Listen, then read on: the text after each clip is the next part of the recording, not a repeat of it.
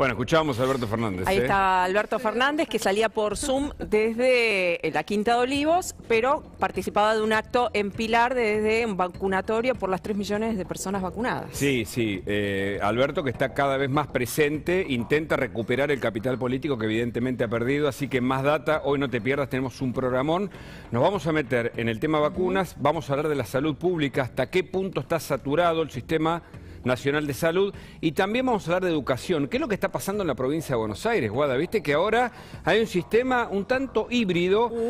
Sí, ¿no? Un volantazo. Un volantazo hacia la presencialidad poco acotada, ¿no? Para chicos en situación de vulnerabilidad. Es que los casos se han amesetado, por suerte, en las últimas horas. Ese es un dato positivo, pero vamos a ver qué hacen padres organizados, los tendremos aquí, frente a esta nueva decisión que se contrapone con lo que el gobierno porteño está tomando como decisiones ya desde que la Corte además le dio el aval. Ezequiel Spilman tiene mucha información de lo político, vamos a meternos en cada uno de los detalles. ¿Qué va a pasar? Hoy va a haber una reunión muy importante a las 5 de la tarde que tiene que ver con si se suspenden o no las PASO. ¿Se acuerdan que ayer Bisotti ya medio como que adelantó que no pueden garantizar que se suspendan para septiembre, que esa es la idea original, con lo cual se hace difícil porque la oposición dijo, bueno, yo acepto que se pospongan a septiembre y las generales a noviembre, pero pone una cláusula cerrojo que indique que esa es la única suspensión. Después no me vengas a suspender otra vez. Claro. Con los dichos de Bisotti todo cambia y eso se va a definir hoy a las 5 de la tarde, así que vamos a estar también con toda esa información. Por supuesto, porque las elecciones están ahí, las PASO están muy cerquitas y me parece que se decide un año político, por eso Alberto está en campaña. Claramente lo que vemos de Alberto Fernández, después de la foto que ahora vamos a analizar con un montón de información, ya está Mariana Arias con nosotros y tendremos muchos invitados en Más Data hoy. Te sugiero que te quedes con nosotros porque vas a conocer la información por anticipada de todo lo que está pasando en un viernes muy lindo que tenemos en Buenos Aires. Así es, y Alberto también está haciendo las valijas porque se va mañana a esta gira europea para también un poco reposicionarse como líder y también mostrar sus apoyos internacionales. Él tiene muy buena relación con Pedro Sánchez de España, con Macron en Francia, así que los va a hacer una visita, les va a hacer una visita, va también a Portugal y a Italia, donde también, además de reunirse con el presidente y el primer ministro de Italia, se va a reunir con el Papa. Bueno, y saludamos a Mariana Arias, que está con nosotros, por supuesto, aquí, como siempre. Hola, Mariana, tu información, tus primeros datos. Para ustedes, para todos. Vamos a estar hablando justamente de este comunicado oficial de la Dirección de Educación y Cultural del bonaerense, ¿no? Que ahí creó un poco de ambigüedad entre las escuelas que van a tener que encargarse de hacer esta presencialidad moderada, es un término también bastante ambiguo, y los inspectores que parece que los están intimando a que solo sean 5 los chicos. Después vamos a estar viendo algunas vacunas nuevas que pueden traer mucha promesa para nosotros, para los países que menos vacunas tenemos. Muy bien, por supuesto, toda la información. Y la pregunta con la que empezamos, Más Data formalmente, es ¿hacia dónde vamos? Claramente tenemos que mirar al mundo, en un mundo globalizado, para entender a la Argentina en el contexto de lo que pasa en Europa. Nos situamos en Madrid, donde para muchos ganó la libertad. Y también miramos a Biden, que no es Juan Domingo Biden, porque Biden está generando más puestos de trabajo, como hizo el propio Trump, está en una etapa post-pandemia.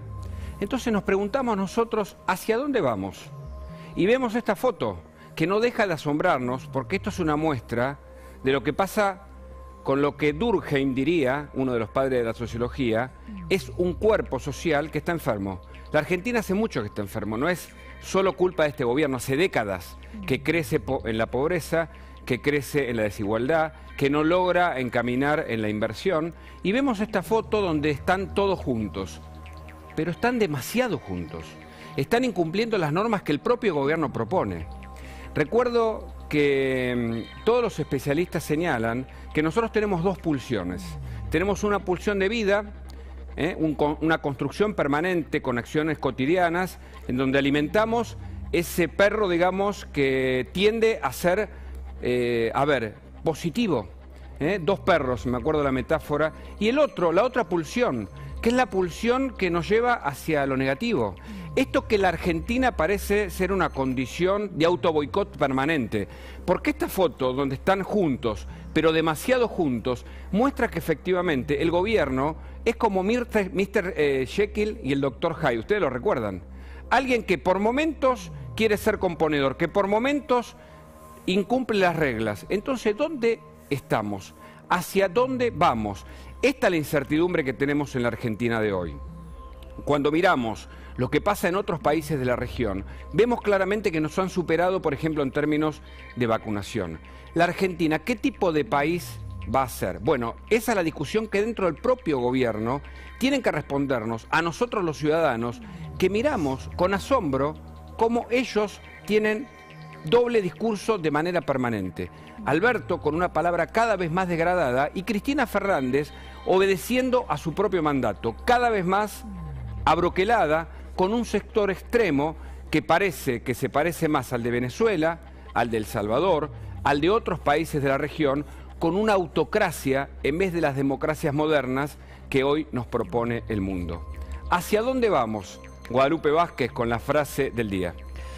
Bueno, la frase del día tiene que ver con Colombia, en este caso el presidente Alberto Fernández salió por Twitter a rechazar y a condenar la represión en las protestas en las calles de Colombia. Estuvimos informando toda la semana sobre este tema, 24 muertos, cientos de heridos, y la respuesta durísima de parte de la Cancillería de Colombia es un poco la frase del día. Cancillería, en nombre del gobierno de Colombia, rechaza firmemente las declaraciones del presidente Alberto Fernández, que desconocen que miles de colombianos han tenido, conforme a nuestro Estado de Derecho, todas las garantías para ejercer la protesta pacífica a lo largo y ancho del país. Vamos a estar analizando este tema, cuáles son las repercusiones diplomáticas de semejantes dichos, lo que Iván Duque considera una intromisión en la política interna del país. Vamos a analizar con Martín Rodríguez Yebra en instantes nada más. Primero, ahora vamos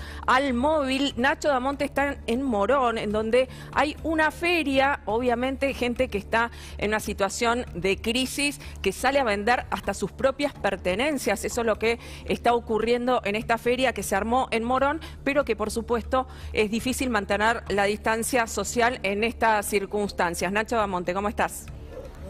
Sí, ¿qué tal, Guadalupe? Buenos días, buenas tardes, mejor dicho. Mira, la realidad es que nosotros vinimos aquí a Morón para cubrir los problemas que tuvo el tren Sarmiento durante toda la mañana.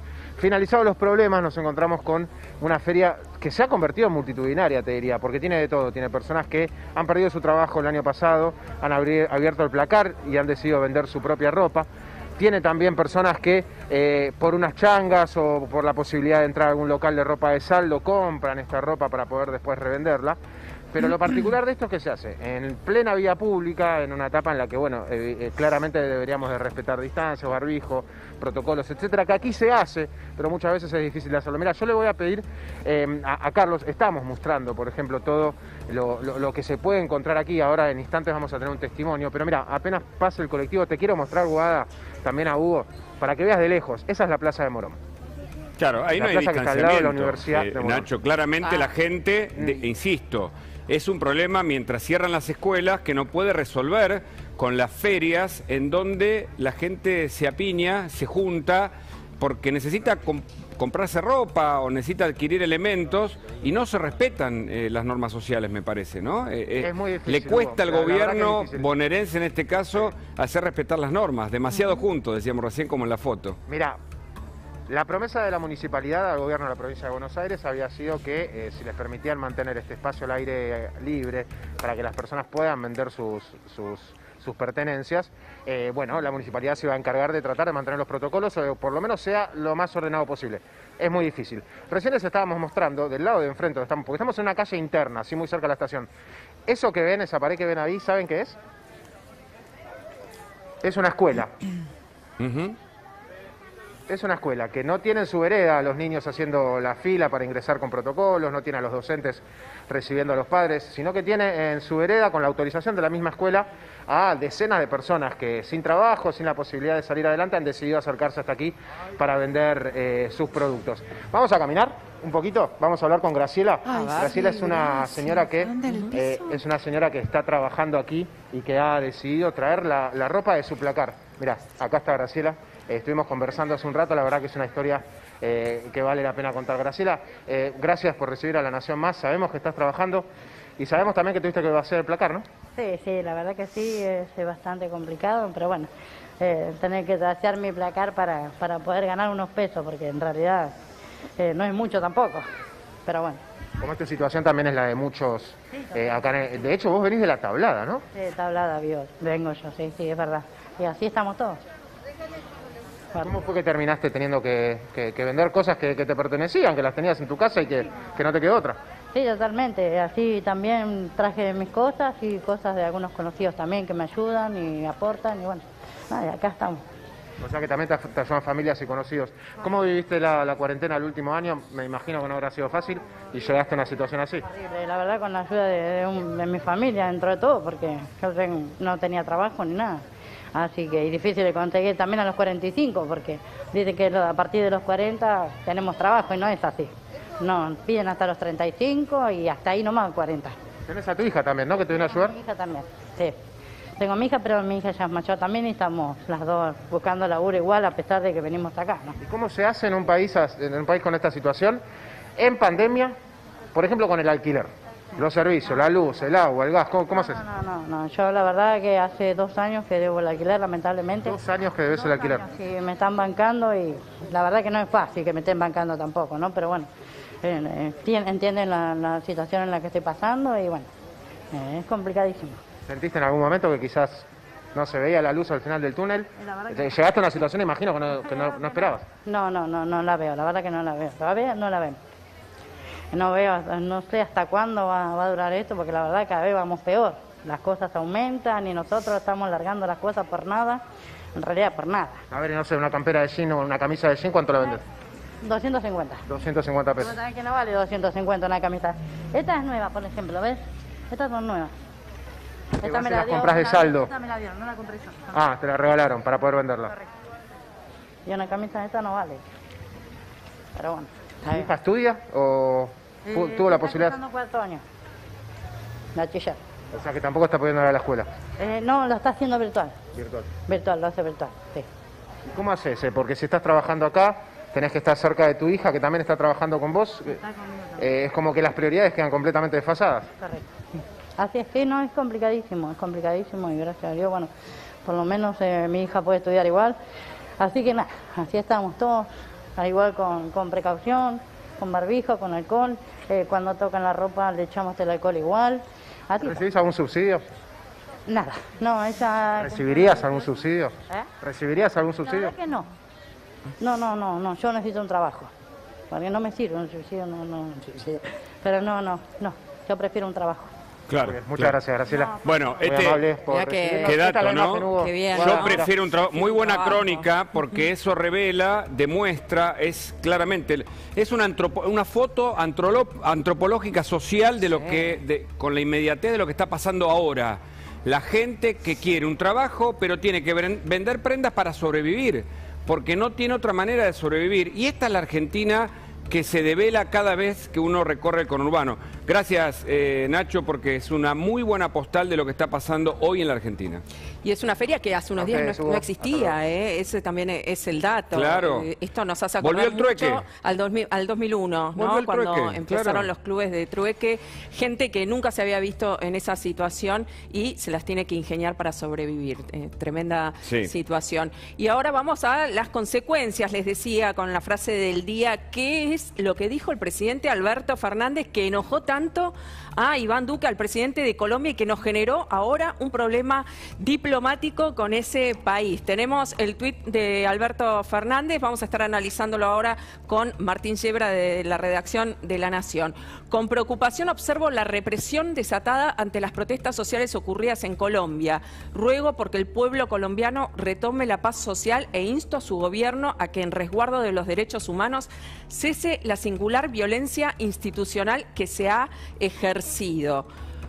La bárbaro, verdad, ¿no? sí, muy, me parece Y ahí muy la temerario, Cancillería, ¿no? Tuitear algo así si se desconocen las circunstancias internas en las que estaba ocurriendo, ¿no? Digamos, había gente que generó los disturbios y obviamente se condena que haya 24 muertos, por supuesto, y los docenas de heridos. La Así le respuesta de la contestó Cancillería, claro. la Cancillería, que el Gobierno Nacional ha convocado y adelanta diálogos con todos los sectores del país. La institucionalidad democrática colombiana protege los derechos constitucionales de los colombianos. Le está diciendo, no te metas. Claro, claro. No te metas en asuntos de política interna. Y continúa, no será desprestigiada por este tipo de pronunciamientos que, además de ser una intromisión arbitraria, buscan alimentar la polarización que no contribuye a la convivencia y al consenso. Claro, claro. Por eso decíamos, ¿hacia dónde va la Argentina? Y acá hay una muestra claramente que vamos a otro escenario conflictivo en donde evidentemente, en vez de repudiar lo que está pasando en Venezuela, donde la gente se va, volvemos a meternos en problemas con Colombia, que tiene sus propios problemas. Así es, busca alimentar la polarización, lo está acusando de alimentar la grieta al presidente Alberto Fernández y queremos analizar esto con Martín Rodríguez Yebra. ¿Ya está listo, Martín? Hola, Martín. ¿Cómo Desde están? la redacción de La Nación. Acá ¿Qué estamos tal, en la Martín? ¿Cómo estás? Tu primera mirada sobre esto.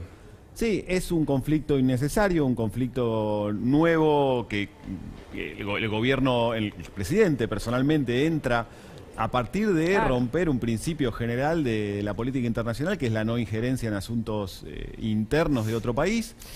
Que curiosamente, principio que él defiende para justificar por qué no condena el tema en Venezuela, ¿no? Exactamente, eso te iba a decir. O sea, lo que él dice que no, que lo mueve a no meterse de más en el tema venezolano y exige que se respete la institucionalidad venezolana porque es un tema interno, por el mismo motivo por el cual la Argentina no se manifestó respecto de lo que pasó en El Salvador en los últimos días, ¿no? En los que el presidente destituyó arbitrariamente a la Corte Suprema, por ejemplo, y al Procurador General. En violación a ese mismo principio, el presidente denuncia violencia institucional en Colombia. Colombia, que es un país gobernado por un presidente, Iván Duque, que, recordemos, en su momento manifestó públicamente su apoyo a Mauricio Macri, ¿no? Claro. Y por ahí viene el tema, sí, claramente. Claramente es alguien alineado ideológicamente en otro lado, digamos.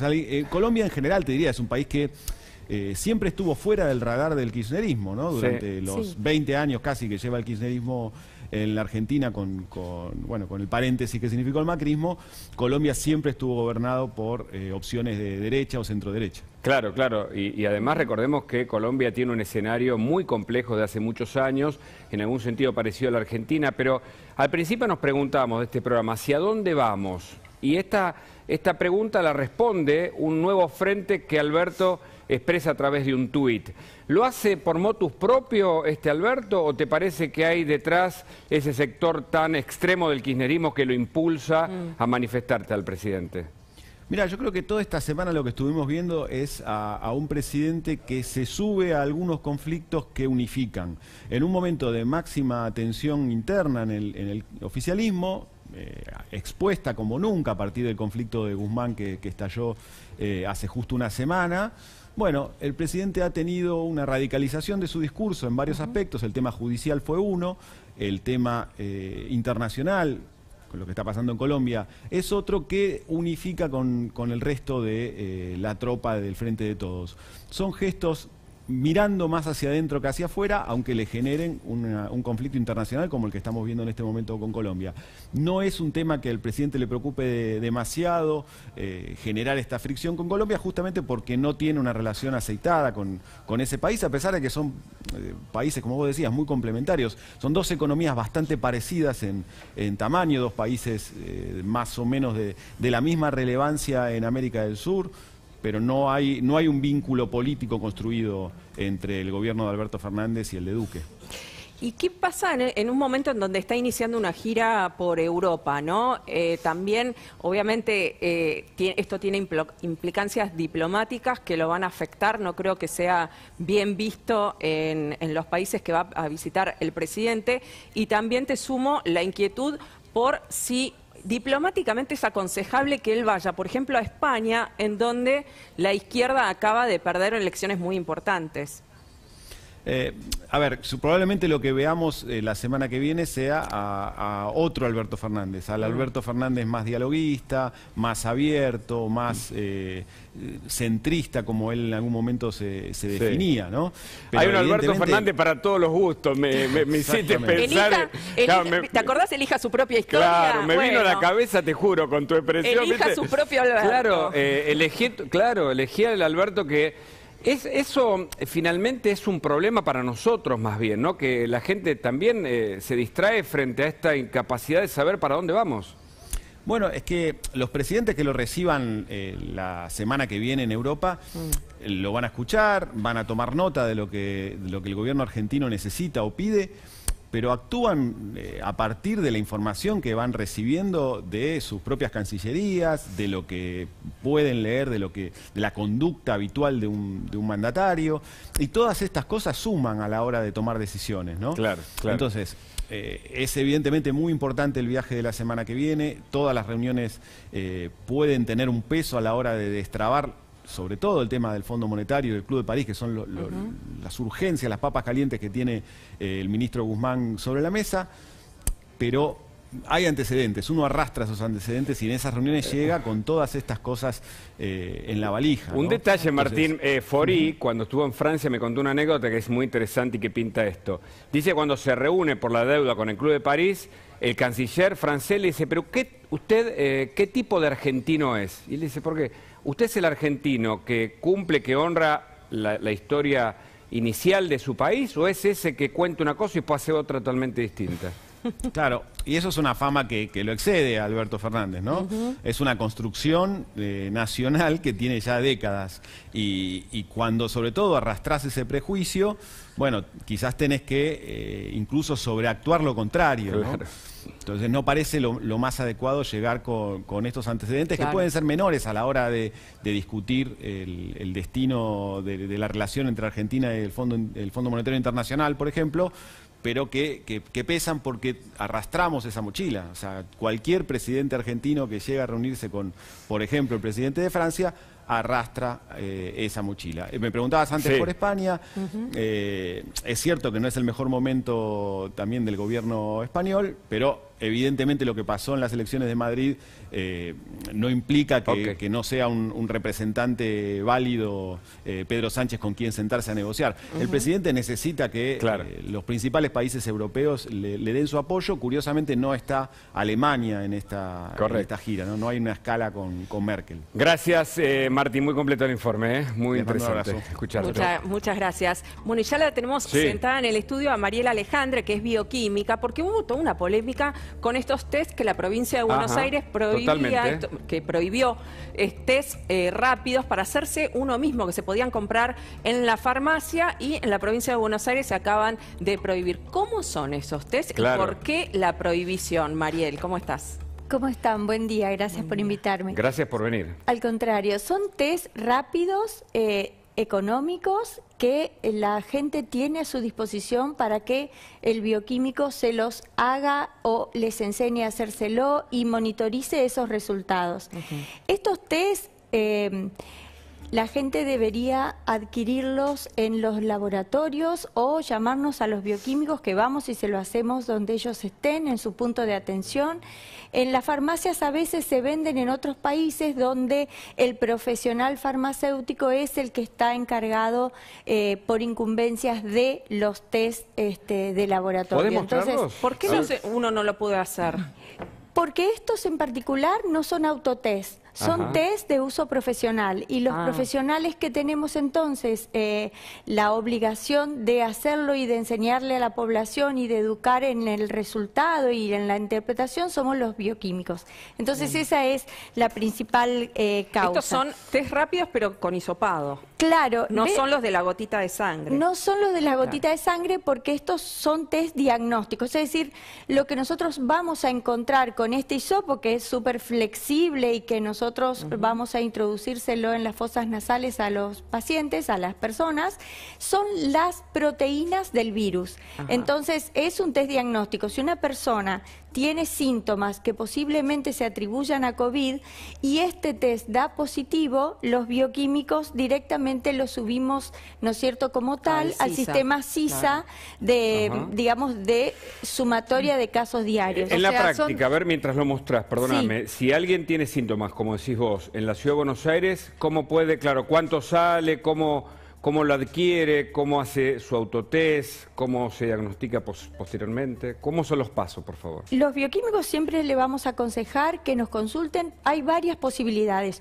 O por ahora compra porque está aún en Cava la posibilidad de comprarlo en farmacia, o lo compra ahí y viene a la consulta bioquímica para la realización cuidada con un profesional, o directamente viene a los laboratorios por ejemplo, esto es privado, o sea que la persona que se lo quiere hacer tendría que, a través de su obra social o de su prepaga, ver cuáles son los laboratorios a los que tiene acceso a ir, o desde la obra social de farmacéuticos y bioquímicos también tenemos el servicio, si nos llaman, de ir y hacérselo en los lugares donde ellos estén. Aproximadamente el costo son 3.000 pesos con, digamos, el test más la asesoría, la atención bioquímica al paciente y al grupo familiar. A ver, para repasar, ahí Mariana tiene una pregunta. Vas a la farmacia, tenés síntomas compatibles con el coronavirus, vas a la farmacia, lo adquirís. No te lo puedes hacer vos, decís. Claro, estos test son de uso profesional. El farmacéutico seguramente en la farmacia le va a decir, usted debe hacérselo, o sea, él no lo puede hacer, no se lo puede hacer, y le va a indicar a la persona que tiene que hacérselo con un profesional bioquímico. Porque, como les dije recién, esto si da positivo, nosotros subimos este resultado al sistema CISA y además tenemos todo un sistema de descarte de este material que tiene riesgo biológico. Ah, claro. Sí, porque es un hisopado que lo que está haciendo es detectar partículas virales.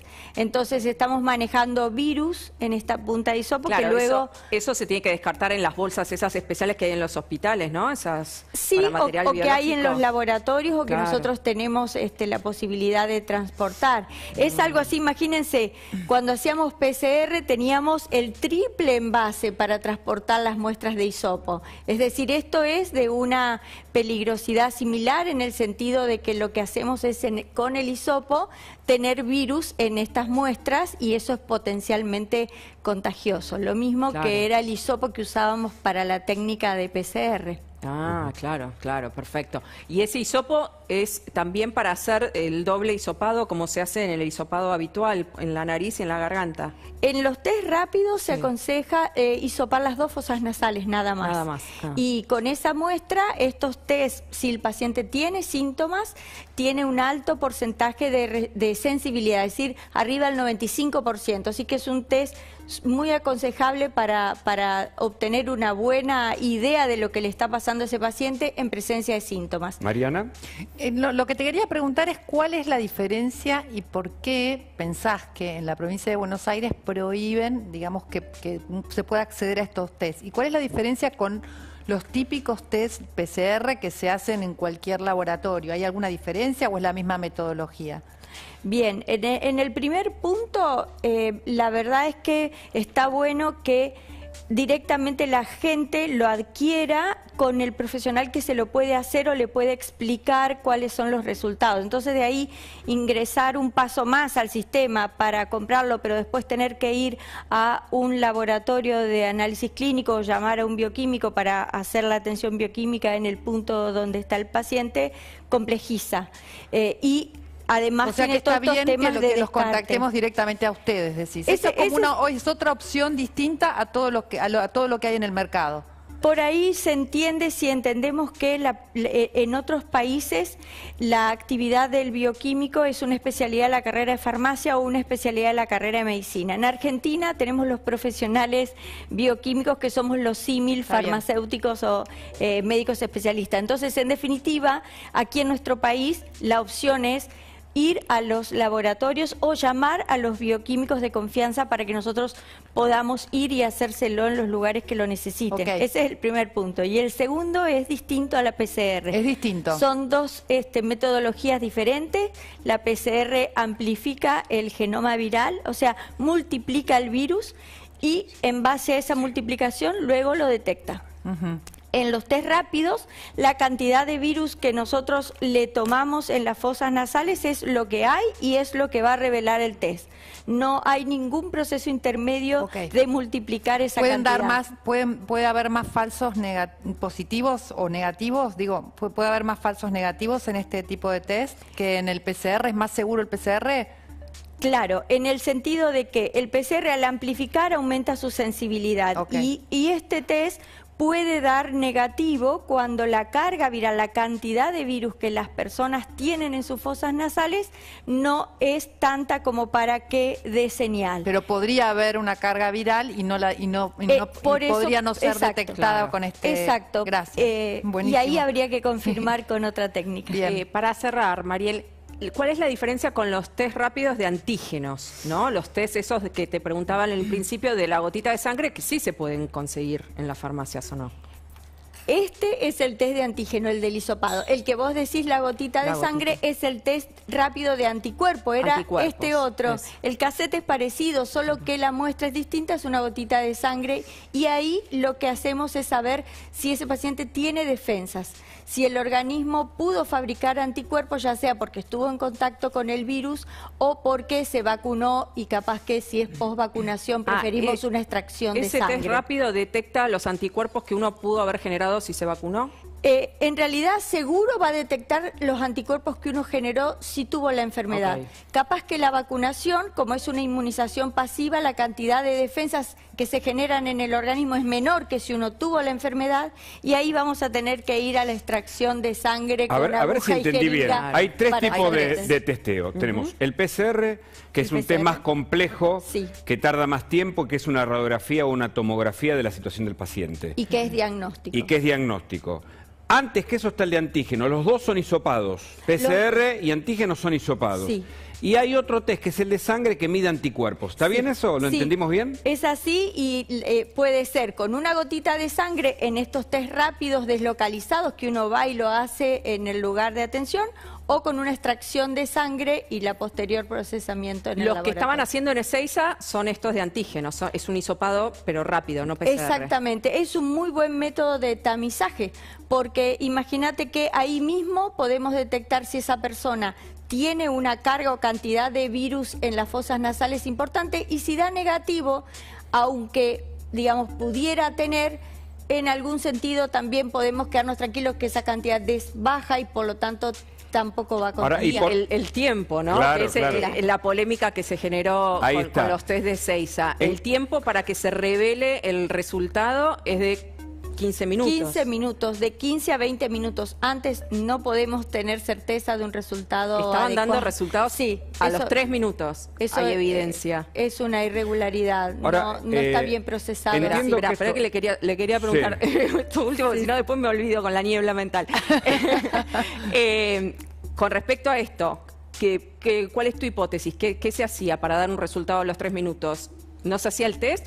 ¿O apenas se empezaba a revelar en el cuadradito, ¿no? Porque es similar el cuadradito a esos test de embarazo, por ejemplo. Quizás apenas se empezaba a revelar, ya daban el resultado.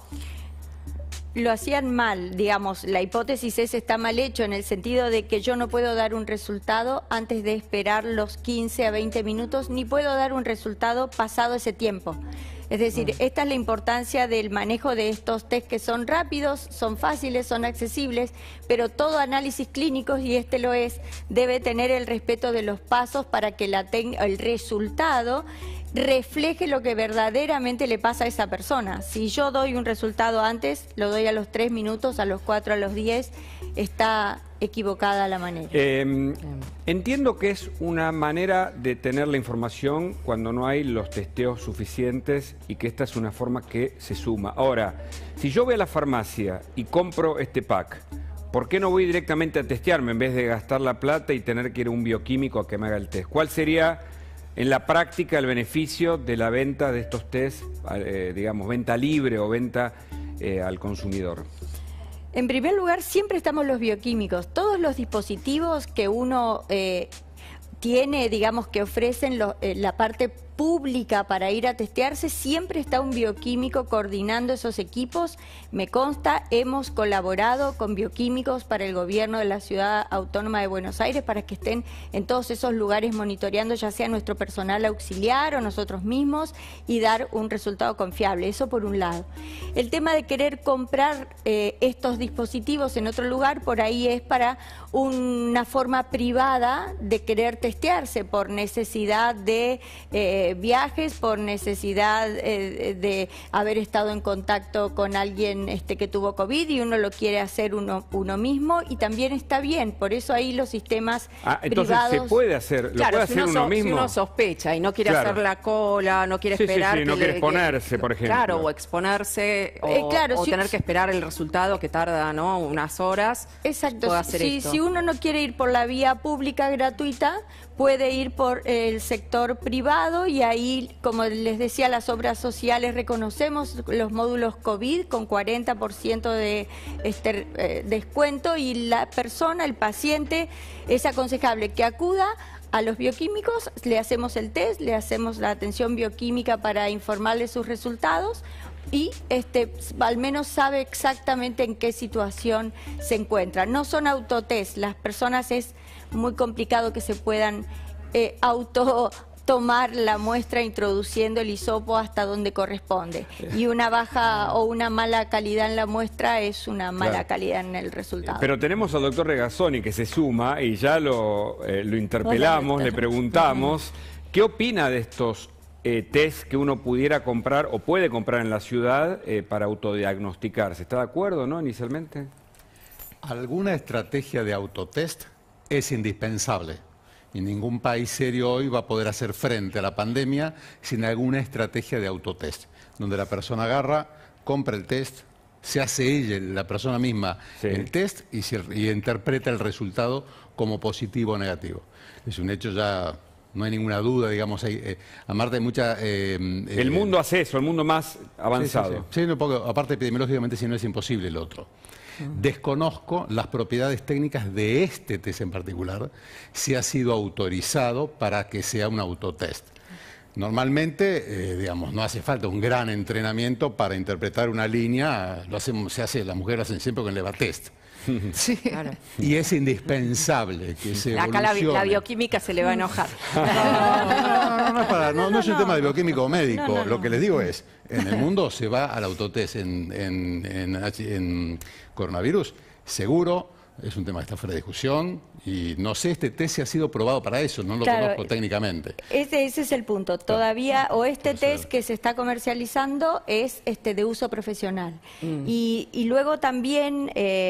tal vez la comparación con un test de embarazo, en el sentido de que es una primera información y luego las pacientes embarazadas vienen y se hacen las confirmaciones, los controles. En este caso, por ahí la dificultad de estos test que son recientemente generados y que tienen estas pequeñas especificaciones en donde los bioquímicos no es que no queremos que la gente se haga test, todo lo contrario, lo que queremos es brindarles atención bioquímica, que sepan que pueden llamarnos, que estamos a disposición, que se lo podemos explicar y guiarlos, ¿no? ¿Para qué situación específica te parece que puede ser efectivo este tipo de test, ¿no? ¿Para qué momento digamos, una presunción de síntomas o de un contacto estrecho sin síntomas?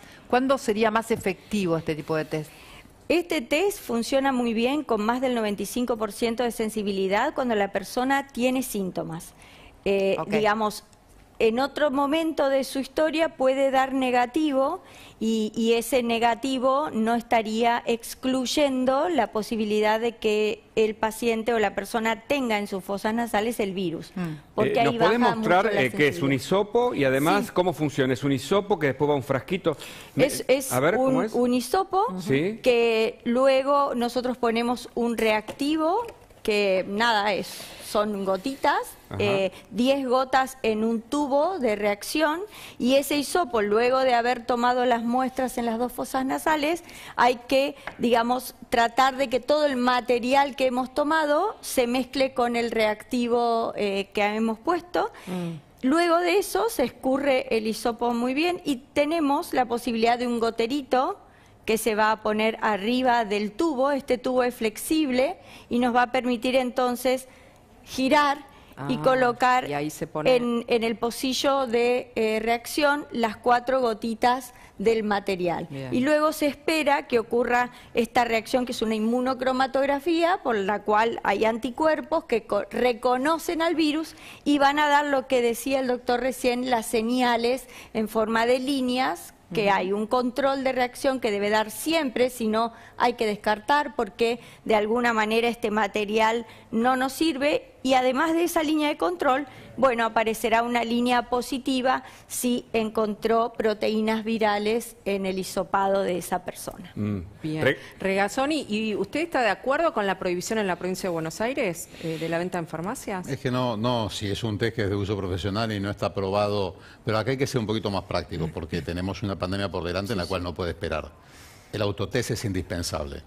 Entonces, lo que habrá que averiguar es tomar si existe el recurso, yo lo desconozco en detalle, es un equipo de profesionales que trate de ver qué modificaciones hay que hacer o no para usarlo masivamente y autoadministrado.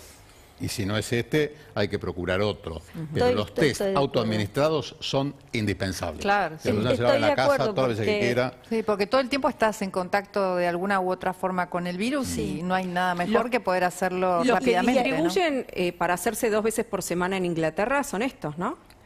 Desconozco, si es la misma marca, entonces se puede usar yo no lo conozco. Yo creo que esos son autotest. De todas maneras, es muy positivo. También, por ejemplo, en Brasil la gente puede comprar los kits y tenerlos, su familia tenerlos. Entonces ahí es fantástico si los bioquímicos podemos y estamos al contacto directo con la gente y le podemos enseñar y le podemos educar en estos test autoadministrados a futuro y estar al tanto de que ante cualquier duda en la reacción o en la interpretación mediante fotos nos pueden mandar. Si nosotros tenemos un manejo muy cercano con los pacientes, es fantástico porque es una manera de aumentar y que el problema no te venga en la cara, ¿no? Y nosotros, el mundo dice que los bioquímicos son de las disciplinas que mejor respondieron frente a este nuevo mundo pandémico.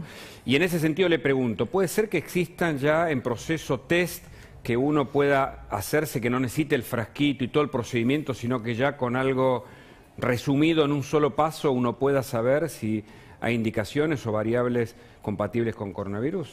En un solo paso, en un par de pasos, digamos, yo creo que serán similares a estos que acabo de mostrar y seguramente tendremos que estar para que la gente nos contacte y asesorarlos, pero sí, seguramente que en Argentina se aprobarán en el corto plazo los autotest o la posibilidad de test de uso, digamos, individual o particular. ¿Como método siempre es mejor el hisopado? Es que son 2 cosas distintas. Para buscar el virus debes ir a un hisopado porque no lo vamos a tener en la circulación, no lo vamos a tener en la sangre. Así en la circulación, le explicamos a la gente, tenemos anticuerpos, es decir, la posibilidad de que hayamos tenido, en verdad, ¿no? Exactamente. Eso es. En la caja esa verde, ¿qué es lo que hay? ¿Para descartarlo? ¿Eso es el...? No, este es para mostrarles la complejidad que era cuando tomamos hisopos para hacer PCR y transportar esas muestras, tenemos que cumplir la responsabilidad de tener un triple envase por la infecciosidad o la contagiosidad que pueden tener. Entonces, eran los hisopos, también en un tubito, un primer envase, un segundo envase y un tercer envase todo eso para trasladar el material para hacer los hisopados y la técnica posterior de PCR. Porque esto se realiza en un laboratorio, ya no lo puedo hacer en el mismo lugar de atención donde tengo al paciente. En cambio, los test rápidos me permite con la persona ahí en 15 minutos resolverlo. Lo que pasa que no media ninguna amplificación de señal, o sea, es lo que tiene en la fosa nasal, es lo que yo le detecto con una buena toma de muestra. Todo el año pasado estuvimos discutiendo y todavía, ¿no, Guada, Mariana? Y se lo pregunta, falta de test. Y ahora tenemos los test, lo podemos explicar incluso para la gente, podemos ilustrarnos todos. ¿Qué pasa, Regazzoni? ¿Estamos mejor ahora? ¿Estamos testeando? Con todo esto, ¿hay conciencia y el gobierno entiende la prontitud para la aprobación o no? No, yo creo que estamos muy mal con el tema de los test. Argentina debería hacer 500.000 test diarios. menos de eso es imposible conocer lo que está ocurriendo con la realidad. No es una cifra caprichosa la que doy, sino que es más o menos lo que Estamos haciendo 100.000, ¿no? Sí, No, ahora con se pasó a suerte. 100.000 con suerte. Pero si no, nosotros no llegamos a 500.000 test por día y urgente, es casi imposible conocer qué está pasando con la pandemia. ¿Por qué no testeamos? Porque, digamos, un tema económico no es porque se destinan fondos para muchas cosas que no son primordiales y, sin embargo, para el testeo, que sería el primer paso, ¿no? Para aislar a una persona, no termino de entender cuál es la estrategia del gobierno cuando todos los países que fueron exitosos dicen que lo primero, lo más importante es testear, aislar y hacer el seguimiento, diagnóstico, ¿no? de los contactos estrechos. ¿Por qué no se hace acá? Yo creo que había un error de cálculo de diagnóstico desde que empezó la pandemia, una especie de visión permanentemente cortoplacista. Usted, para lograr generar 500.000 PCRs por día en nuestro país, no solo es una inversión importantísima, sino también es un escalamiento de todo un sistema que hoy no existe, con equipamiento, con gente entrenada y demás. Eso habría que haberlo hecho. Lo que pasa es que siempre se pensó que la pandemia se iba a ir sola, o que iba a pasar y que ya pasaba el pico, que era una gripe, que era el dengue, después que ya venían los millones de vacunas y ahora que ya está pasando el pico. Bueno, todo eso son errores de concepción, porque por algo los países desarrollados, que vacunan 10 veces más que nosotros, igualmente fueron a escalas a herramientas de testeo masivo. Y después hubo un error de concepto que yo lo escuché varias veces, que fue sostener que nosotros testeábamos bien porque la relación entre testeo y positivo era de 3-1. Eso es un grave error, porque al contrario, debería ser de 10-1 o 30-1, sería lo ideal. Todo eso ha llevado a la complejidad de los testeos. Igualmente es un problema global y en el momento actual de la pandemia tampoco va a ser la solución. Porque cuando usted tiene demasiados positivos, la estrategia de testeo, trazabilidad y aislamiento es casi insostenible. Ya es tarde. Es tarde. Mariana. No, lo escuché decir ahí, el pico está pasando. Puede ser que haya escuchado bien. Algunos, yo no coincido para nada. No, eso porque estaba hoy hablando Quirós, el ministro de Salud de la ciudad, decía que el promedio está descendiendo en un 20 o 25% de casos, Sí, e incluso ello se está viendo también en lo que está pasando en las camas de terapia intensiva. ¿Usted no está de acuerdo? No, es que no, digamos, a este nivel de incidencia lo que uno deduce que está bajando por los testeos que tienen un 26% de positividad, Claro, pero... y nivel de incidencia tan alto. O sea, estos virus, esta epidemia no es lineal, o sea, se maneja por explosiones.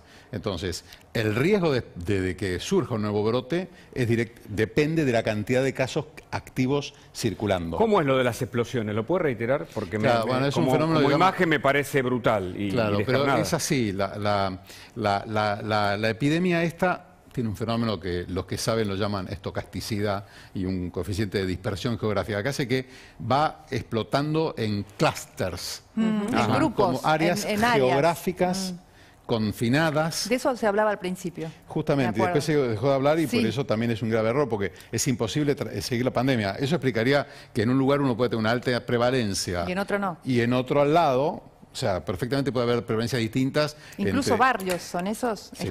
son barrios. Lo ideal es, bueno, de hecho, en la epidemia de Nueva York dijeron que era edificio por edificio. Usted tiene un Mirá edificio, vos. tenía la incidencia más alta del mundo. Otro edificio tenía la incidencia más baja del mundo al lado, linderos. Y eso es parte crítica, dicen los que saben, de la estrategia para encontrarle la vuelta, sobre todo a la trazabilidad. Doctora, como bioquímico, ¿usted coincide con el análisis de estas explosiones? Yo como figura me sorprende, me parece muy gráfica, pero ¿coincide que es así el comportamiento del virus? Sí, y de hecho tener un 30 o arriba de un 30% de positividad indica que estamos yendo por atrás de la situación.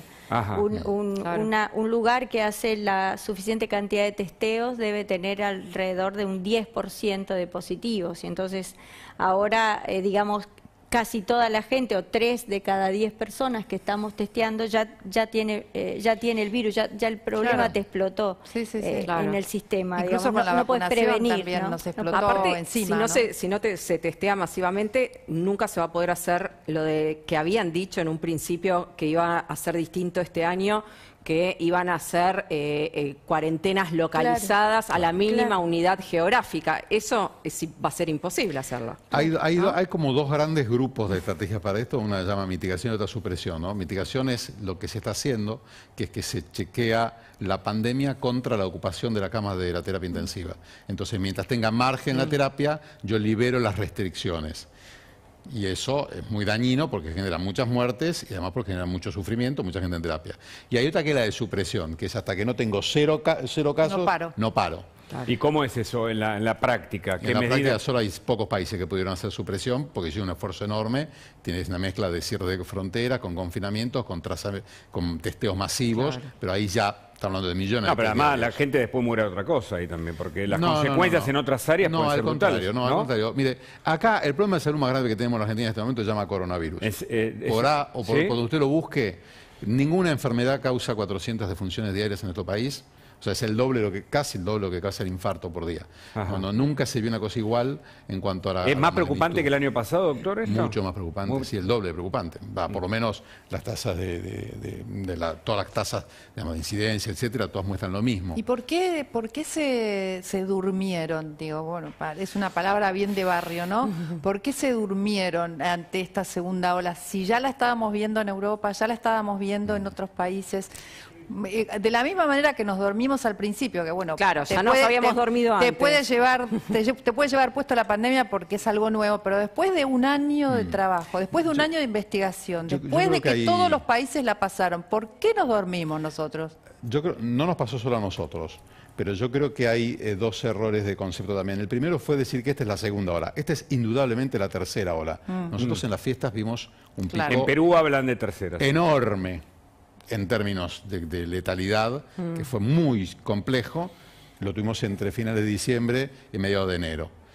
Además, a mi entender, esto que estamos viendo no tiene nada que ver con la Semana Santa, sino tiene que ver en realidad con el verano, porque ocurrió en todos los países igual. Claro. Uno necesita antes que se genere la ola, tiene que darse lo que llama inercia, y esa inercia se genera con la mezcla, en estadística no es un término lindo, pero y eso ocurrió masivamente en el verano. Mucho más que lo que ocurrió en la Semana Santa. Durante verano el virus generó una inercia en grupos de riesgo bajo, pero una enorme cantidad de contagios silentes. Eso se dispersó por el país, claro. Y eso empezó a trabajar ese proceso de los brotes o explosiones. Y en algún momento todo eso tiene un volumen tal que uno ve o observa la ola. Cuando dice silentes habla de asintomáticos, de silenciosos, asintomáticos, ¿no? Oligosintomáticos. Los chicos volvían de las vacaciones en el verano y la verdad que ni se testeaban y venían todos contagiados. Claro. Eso es un hecho que lo vimos todos, sí. Y eso no es inocente, ¿entiendes? No. Eso no iba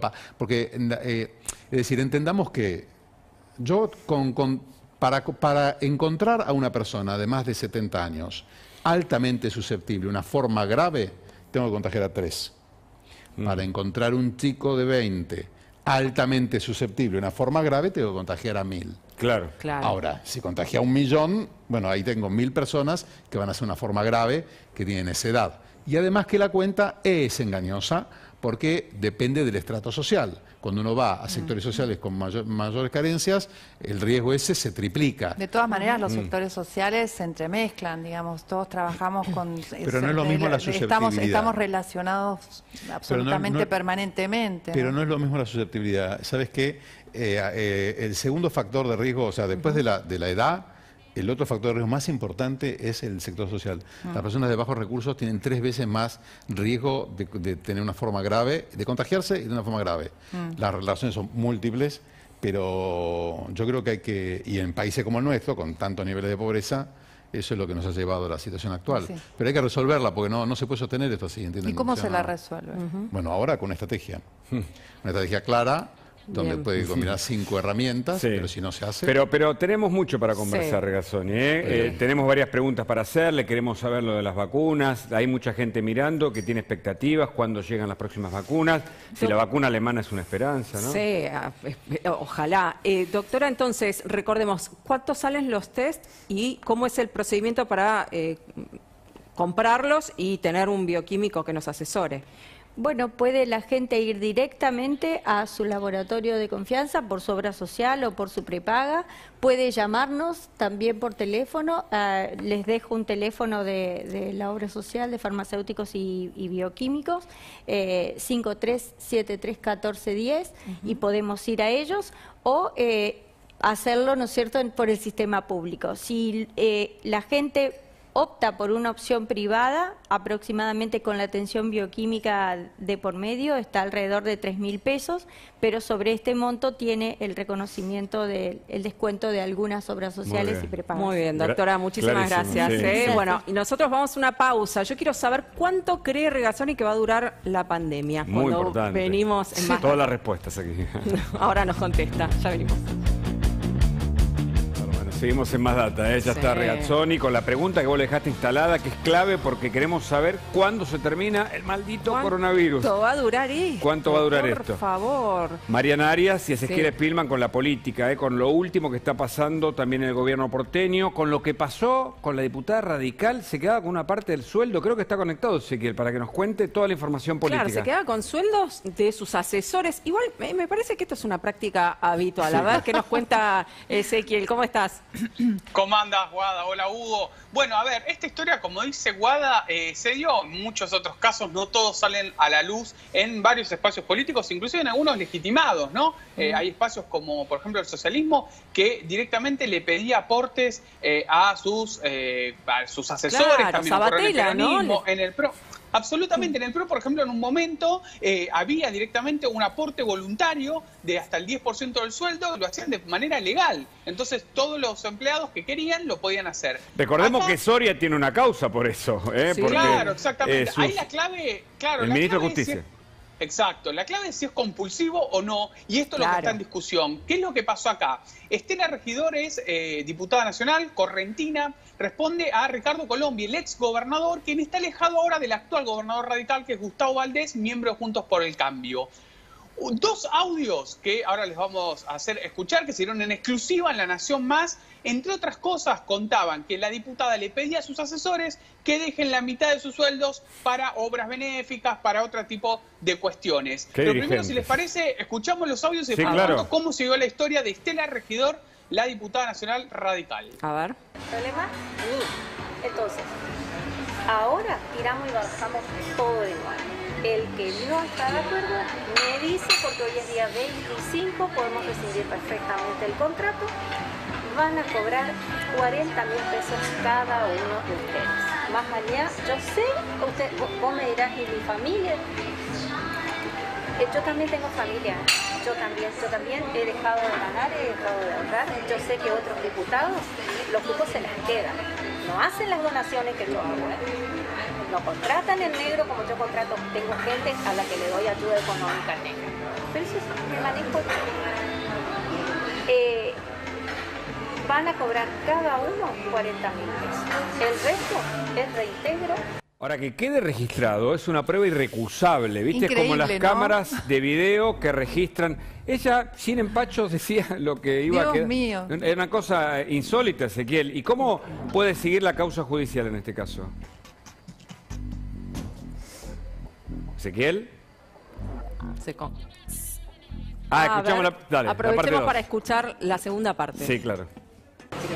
Vos tenés que tener sobre de cada uno. Vos contás cuando ellos te dan, vos haces el recuento, pones el nombre y cerrás.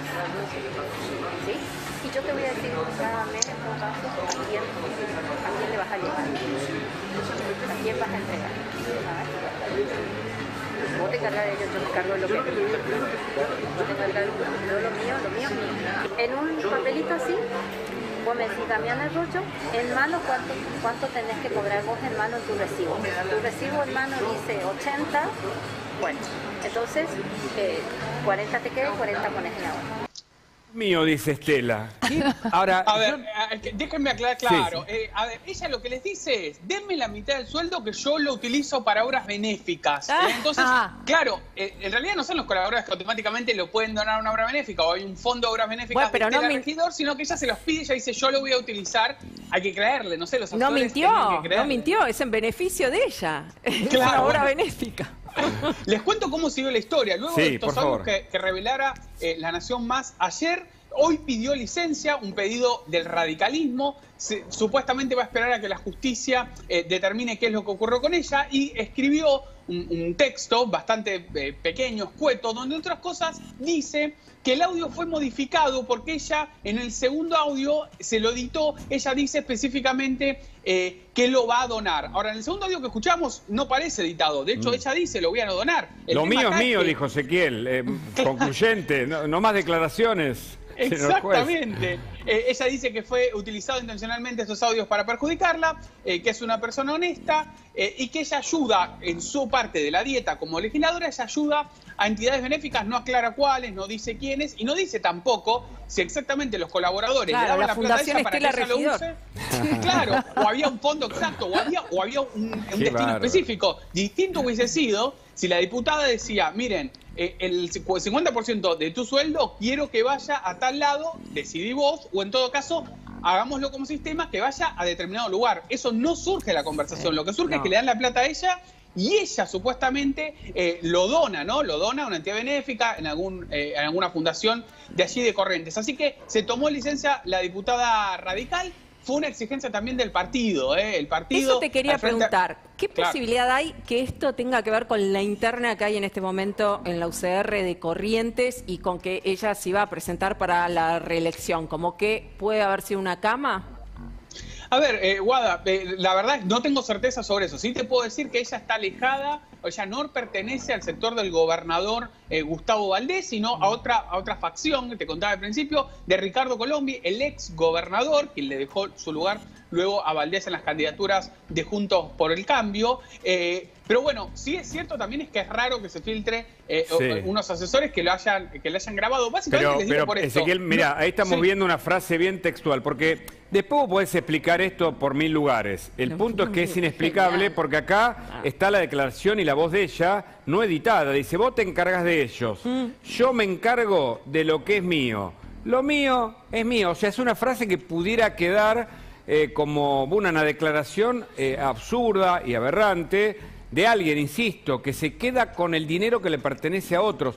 La Argentina está tan empobrecida que los hechos de corrupción no están en la preocupación número uno, pero nosotros lo mostramos para entender esta Argentina de dirigentes que son como Estela en algunos casos y que no tienen un signo político necesariamente, porque Estela es radical, pero dice que se queda con una parte, ella misma, de lo que le corresponde a otros, ¿no? Insisto, Hugo, acá la delicada línea, entre comillas, es esto que resulta en muchos partidos políticos, los familiares dirían la mayoría, se puede hacer de manera legal. De manera legal es una suerte de talón en el cual el empleado, ya sea del Congreso, ya sea de una oficina pública, dice, yo dono mi sueldo, el 50%, el 30%, el 20% de mi sueldo para el partido, para una entidad benéfica. Acá el tema es, les diría, la irregularidad más grande es, primero esto es negro, o sea, no está claro, y tampoco está claro bien el destino. Ella no es que les dice, miren que esto lo voy a usar para la Fundación X que ayuda a chicos desnutridos, no lo plantea eso la diputada nacional, pero bueno, lo cierto es que se tomó licencia y que supuestamente va a esperar a cómo discurra la justicia antes de volver a su banca. Es una diputada nacional por Corrientes, Estela Regidor, que por supuesto conmovió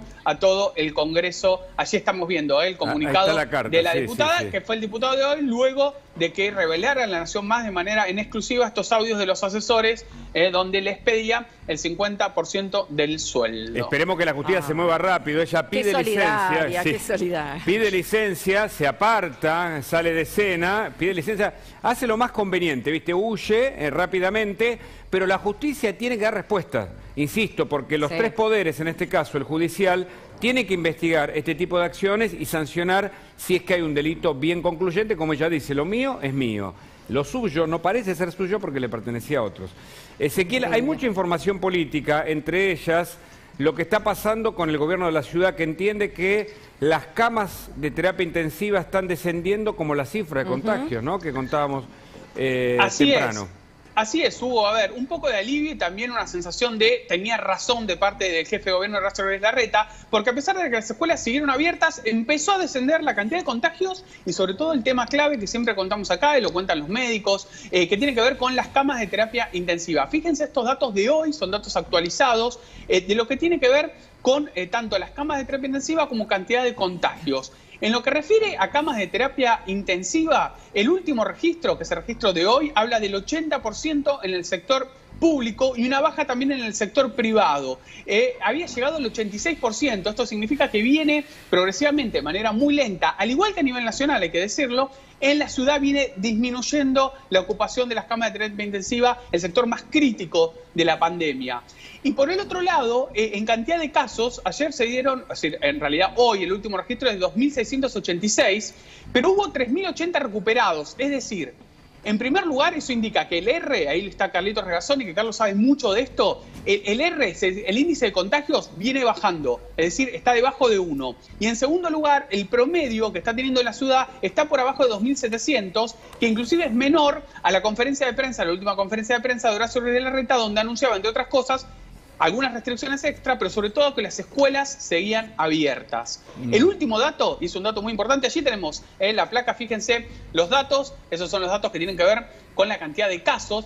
Fíjense, ahí creo que se llega a ver bien lo que tiene que ver con los datos de la provincia de Buenos Aires, es decir, 2.600 casos, 2.686 casos de ciudadanos porteños y 1.700 casos, un poco más de 1.700 casos de ciudadanos de la provincia de Buenos Aires. Y un poco, ¿por qué se debe esto? Bueno, este dato es muy impresionante. Casi el 30% de los testeos que se realizan en la República Argentina los realiza la ciudad. La ciudad no tiene el 30% de los habitantes, tiene apenas un poquito más de 3 millones. Sin embargo, ayer se hicieron 27.434 testeos y en toda la Argentina no llegaron a los 100.000 testeos. Esto es, más del 25% de los testeos se hacen en la ciudad. Por eso va tanta gente a la provincia de Buenos Aires a hacerse los testeos y luego aparecen en los registros. Por supuesto, la cantidad de gente, fíjense, 1.793 casos detectados en la ciudad de ciudadanos bonaerenses, gente de la provincia que se testea en la ciudad, porque claramente y evidentemente en la provincia no se está testeando, por lo menos no lo que contempla a muchísimos municipios en los cuales termina testeándose en la ciudad de Buenos Aires. Pero para concluir, alivio en el gobierno de la ciudad en el sentido de que a pesar de que las escuelas se mantuvieron abiertas y no se cerraron, empezaron a hacer efecto las nuevas restricciones y luego pasado, que es siempre el tiempo que habla Quirós, de entre una semana y 10 días para empezar a ver el efecto de las medidas, bueno, un poco de alivio de que por lo menos las terapias intensivas hoy en la ciudad no están saturadas y hay camas para quien lo necesite. Muy buen dato. Muy bien, gracias Ezequiel. Ahora volvemos con vos porque hay mucha información política. Le quiero preguntar después qué pasa con Kicillof, ¿no? Sí. ¿Y quién tenía razón? Le podemos preguntar a Regazzoni al final. Claro. ¿Quién tenía razón con las últimas medidas? Sí. ¿Esto le da la razón a la ciudad de Buenos Aires? Regazzoni. Yo creo que pueden haber convivido las dos medidas. Primero, que la ciudad tomó medidas importantes en las escuelas. Se suprimió la presencialidad en adultos y después se suprimió la presencialidad parcialmente en los secundarios. Es decir, porque lo que explicaba al principio, y de hecho una vez lo escuché no hace mucho al ministro de Salud de la ciudad decir eso justamente, que además es un hecho indudable. Pueden convivir realidades epidemiológicas distintas, una avenida de por medio. Lo que a mí me pareció que era un error por parte del gobierno nacional era querer hacer una estrategia única, o sea, una medida, no era una estrategia, una medida única, sin tener en cuenta que no iba a ser por 15 días, como lo están demostrando los números. Claro. Porque a este paso tenemos para 3 meses. A este nivel de descenso. Ah, sí. 3 meses de estas restricciones, de todo. No. Quiero decirle, yo creo que no se puede seguir en esta situación de contagios, pero tampoco son excesivamente elevados. ¿Entiende? Usted no puede bajar de muy poquito por semana, porque eso lo único que hace es ponerlo en riesgo del rebrote. Ajá. Claro, porque además hubo récord de muertos en la semana esta que pasó, o que está pasando. Por supuesto, la situación. Y entonces, imagínense ustedes, el COVID no existía. El COVID empieza a cobrarse 400 vidas por día. Es como que antes no habían, hay 5 homicidios por día en nuestro país. Imagínense si hubiera 400. ¿Qué estábamos diciendo? Claro. Si nosotros tuviésemos 400... Entonces, ¿qué nos espera? ¿Todo el resto del año así, con la nocturnidad cerrada, todo cerrado a partir de las 8 de la noche? Yo creo que ahí hay dos visiones que están un poco en contraposición o distintas. Uno es quienes creen que vacunando a los grupos de riesgo se va a lograr un efecto más temprano que tarde, es decir, dentro de este semestre. Y otros, que a mí me da la impresión que no va a ser así, que usted, vacunando a los grupos de riesgo, no va a poder resolver el problema de la restricción. Porque ¿qué es lo que amplifica esta pandemia? Las restricciones. O sea, nosotros nos enfermamos al mismo momento que nos estamos empobreciendo. Claro. Y entonces usted tiene que, no es que puede tomar cualquier medida. Entonces, cuando yo no se soporte más la situación social, que ya está al límite, ¿usted qué va a hacer? Tiene que levantar todas las restricciones. Claro, porque de hecho se están levantando. Es como una encerrona. Estoy pensando, es un laberinto en el que nosotros describimos muchas veces, el gobierno mismo está, porque si se deteriora la situación económica más de lo que está, salen las ferias. Hay más ferias. Hay más aglomeraciones. Hay más contagios. Es decir, echa la ley, entre comillas, echa la trampa también, por la propia necesidad tal vez. Lo mismo ocurrió en Inglaterra. Ajá. Para ponerlo, quiero decir, el tema de... Sí, con la diferencia del caso. Claro, pero es que este problema es en todo el mundo, ¿entiendes? Sí, por eso yo lo decía al año pasado, en agosto, mire, para mí la cuarentena se agotó como herramienta porque de hecho se había agotado porque la gente no podía soportar más. Y ahora estamos ante la misma problema. A mí me parece que los casos están demasiado altos. Y eso es un riesgo, bueno, primero que está costando muchas vidas. Por la ocupación de camas, ¿no? ¿Qué tomas Usted como piensa lo parámetro? siguiente, vamos a hablar del país para no entrar en problemas de grietas. No comparemos, Claro, para no comparar. Argentina tenía 4.000 camas de terapia intensiva antes de la pandemia. Hoy tiene 5.000 pacientes ventilados. Perdón, repitamos, Claro. 4.000 Antes tenía camas 4.000 tiene camas. Argentina No, en todo el antes país. tenía, antes de la pandemia, las UTI. Las había duplicó, 4.000 ¿no? camas, Con la pandemia se duplicaron. Se duplicaron. Sí, pero ahora... Pero usted ahora tiene 5.000, es decir... Solo COVID. No es que se duplicaron las camas, pero no se duplicó la cantidad de enfermeros. No, claro. Es decir, entonces, ¿qué le quiero decir? Nunca se vivió una cosa similar, y o lo entendemos, o realmente vamos a ritmo en trayectoria de coalición, pues no puede no sorprendernos que hay 400 muertos diarios de una enfermedad. Nunca ocurrió. Pero los 400 muertos diarios podrían evitarse si hubiese más médicos, más recursos, más inversión en recurso humano, en recurso técnico. Solamente se pueden evitar con medidas de prevención. Si usted no baja el número de contagios, por eso yo estoy muy en contra de insistir con parar contra la ocupación de cama de terapia. Porque cuando llegó a la cama de terapia, se agregó un factor que se llama morbilidad. Ustedes todos ahora tenemos experiencia de alguien cercano que estuvo en una terapia intensiva por COVID. Hoy le mandamos un abrazo a la familia de Pablo Calvo, un periodista de Clarín, 53 años, con algún antecedente vinculado con esta morbilidad. Sí, además que bajó muchísimo la edad también, ¿no? De las personas que antes pensábamos que eran solamente los mayores de 60, los que más morbilidad tenían, y ahora hay muchos jóvenes que les está pasando exactamente lo mismo. Es decir, ¿qué estamos salvaguardando para pagar ese costo como sociedad? O sea, digámoslo con claridad para que no nos quepa ninguna duda. ¿Qué estamos salvaguardando para pagar ese costo, que son 5.000 personas todos los días en terapia intensiva ventiladas y 400 defunciones por una enfermedad contagiosa que es prevenible? Dígamelo usted, ¿qué estamos pagando? Bueno, yo creo que no hay nada que lo valga la pena, ¿entiende? Entonces, cuando me dice hay que convivir con el virus, yo digo, pero si te está demostrando que no podés convivir con el virus, ¿o qué está pasando en la India? Claro. La India mire Brasil trata de convivir con el virus, mire cómo le fue. Brasil tiene regularmente 5.000 defunciones, ahora tiene 3.000 diarias por COVID. ¿Y eso qué es? ¿Eso no es deterioro para la sociedad? Discúlpeme igual la diferencia. 50 millones de vacunas hay en Brasil, hay 10 acá entre nosotros. Ese Digo es porque otro... no podemos aislar una cosa de la otra. Usted lo está haciendo de manera integral. No. Si vamos al punto de la vacunación, Brasil está vacunando... ¿qué opción nos queda? Claro. ¿Más confinamiento? Una estrategia integral, única, nacional, con liderazgo sanitario que hoy no tenemos, lamentablemente. Bueno, entonces, entonces empecemos por ahí. En la Hoy cual no hay tenemos 5 herramientas. Claro, no tenemos liderazgo sanitario entonces. Lo indispensable son los testeos masivos. Usted necesita tener una lupa sobre 500.000 casos. Cuando usted no puede escalar la física de los testeos, es decir, no puede tener más equipamiento, por razones que las que sean, usted tiene que cambiar las técnicas de testeo para igual tener esa lupa. Las hay.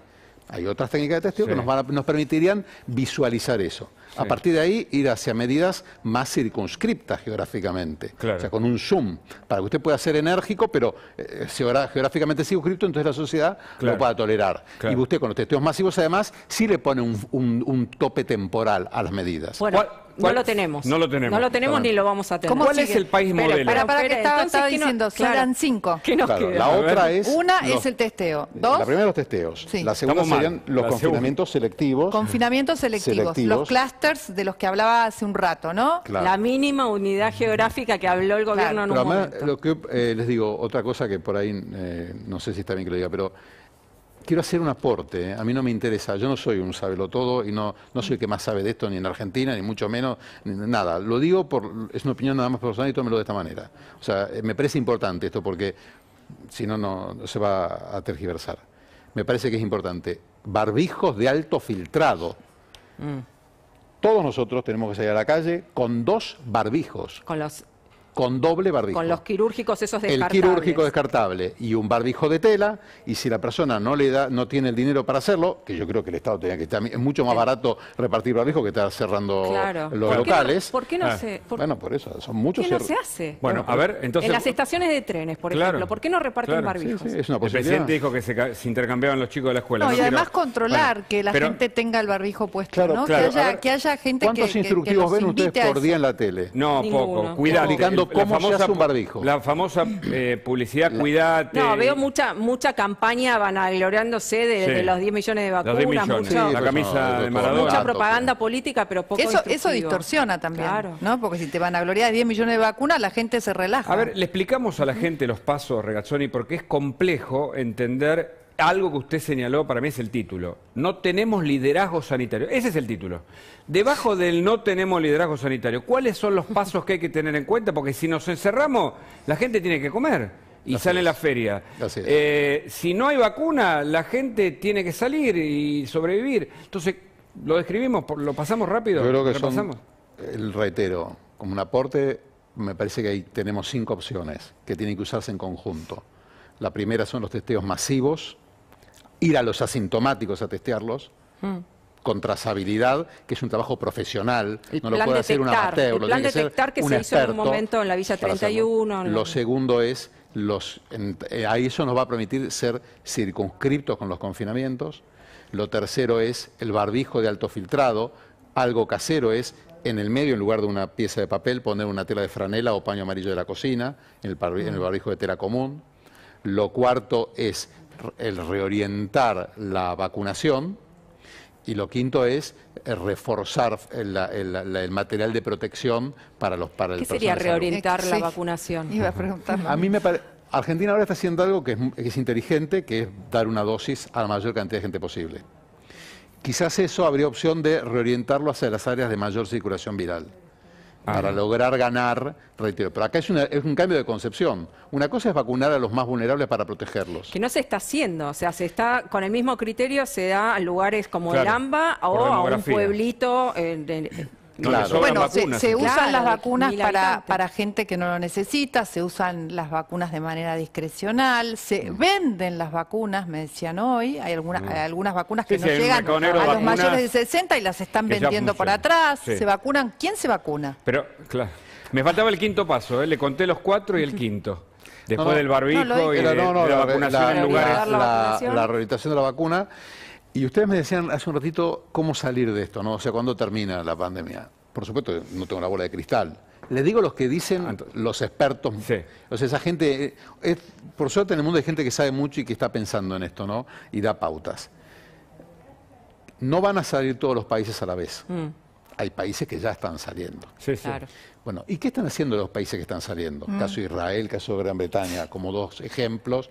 Hay países que hace tiempo, Corea del Sur, Vietnam, Singapur, el caso de China, son excepciones porque ellos hicieron una estrategia muy fuerte de entrada. Pero los que están superando la crisis, fuertes campañas de testeos permanentes, una vigilancia epidemiológica centralizada, permanente y muy profesionalizada desde el punto de vista estadístico, las fronteras completamente reguladas, las entradas por los aeropuertos, con testeos como la gente. Nosotros tuvimos un escándalo en el corazón, uno de los problemas. Regazzoni, le queremos preguntar su posición con el tema de las clases. Hay una confusión, por eso está acá Nuria de Padres Organizados, porque hay una confusión ahora en la provincia de Buenos Aires. En la ciudad está claro que hay clases presenciales, excepto a nivel secundario. Pero hay una confusión porque, claro, los datos parece que no acompañan las medidas estrictas que proponía Kicillof. Esa es la pregunta, que se la completo con la idea de un país que no tiene vacunas, ¿cómo resolvemos ese punto? Pero en el mientras tanto... hay un En cohete, el ¿no? Meta, como si todo esto fuera poco, tenemos un cohete de origen chino también, está orbitando la Tierra y puede caer en cualquier lugar, así que pónganse los cascos este fin de semana. Yo sé lo que les digo porque puede caer en cualquier lado, ¿no, Mariana? Sí, porque este cohete chino, ¿no? Long March 5B, está fuera de control y bueno, puede regresar a la atmósfera de la Tierra este sábado. El tema es dónde va a caer, ¿no? Eso no lo sabemos. Según reportó el Pentágono, el 29 de abril, China lanzó su primer módulo para su estación espacial Tiangong, que se puso en órbita con éxito. Ahora, ¿qué pasó con este cohete y con una parte de esa nave? Esta órbita quedó ahí en un lugar fallido, quedó en una órbita fallida y podría reingresar descontroladamente a la Tierra para aterrizar en un lugar que no conocemos, que no sabemos, así que está siendo monitoreado por el Pentágono, está siendo monitoreado por el mundo. Es gigante. Es gigante y bueno, no sabemos exactamente, puede llegar a caer en cualquier lugar. Dicen que puede ser en el Pacífico. Sí, en el Pacífico, cerca de Chile, y lo único que nos falta a nosotros en la Argentina, que el cohete caiga entre nosotros, pero se indican las últimas informaciones que puede caer incluso cerca de Chile. ¿Te imaginas que caiga acá, Juan? No, sí, lo único que falta, no. La verdad que no sé, hay alguien que nos odia, ¿no? Porque claramente... Mira, me parece que hay que mirar el problema que tenemos es de adentro, no creo que sea de afuera. Pero este cohete sí, si se nos cayera no sería nuestro este problema, pero hay otros que sí son nuestros. Bueno, el cohete aparentemente, lo que dicen los... Bueno, acá lo vemos en la pantalla. Tenemos la punta a la nariz, la etapa que contenía el módulo central de la estación espacial, puesto en órbita con éxito el 29 de abril, que es esta parte que mide 5 metros, y después la parte de atrás, que es la etapa principal, que es lo que está cayendo hacia la Tierra, con una velocidad de 28.000 kilómetros por hora y un peso de 21 toneladas. Así que el casco me parece que la no va a alcanzar. La pregunta es, a ver, ¿puede generar daños a las poblaciones que tienen que estar advertidas? Parece que hay una cuenta regresiva, si no me equivoco, de 40 horas o menos ya. Motores desprendidos, ¿viste? Claro, y los motores se va desintegrando, obviamente, en el espacio, pero bueno, hay riesgo de que puedan caer, ¿no? Partes piezas, grandes. Todos soñábamos de chiquito con tener un cohete, al menos por lo menos era una fantasía, pero no imagino una situación de esta naturaleza, aunque por supuesto muchos fanáticos guardarán alguna pieza siempre y cuando puedan protegerse de todo. Vos sos de la generación del cometa Halley, ¿no? Se nos está cayendo el DNI. No tanto. Guada, no seas mala. No tanto. Pero sí hay otros cometas, hubo otros cometas, todo el tiempo están cayendo piezas, satélites, pedazos de... Bueno, hay desecho espacial. Lo que pasa es que acá está identificado en este caso una nave que, claro, tiene otras dimensiones, pero insisto con la cuestión de que se analiza que pueda caer cerca de Chile y por qué no estamos cerca, capaz que nosotros somos receptores. Y ahí hay un momento, ¿no? El momento en que... Claro. Entraña poco peligro, dicen en realidad algunos expertos, que no es de un gran peligro. Estamos quizás tomando una dimensión extraordinaria. Mira, ahí estamos viendo el momento del lanzamiento, que siempre es emocionante, ¿no?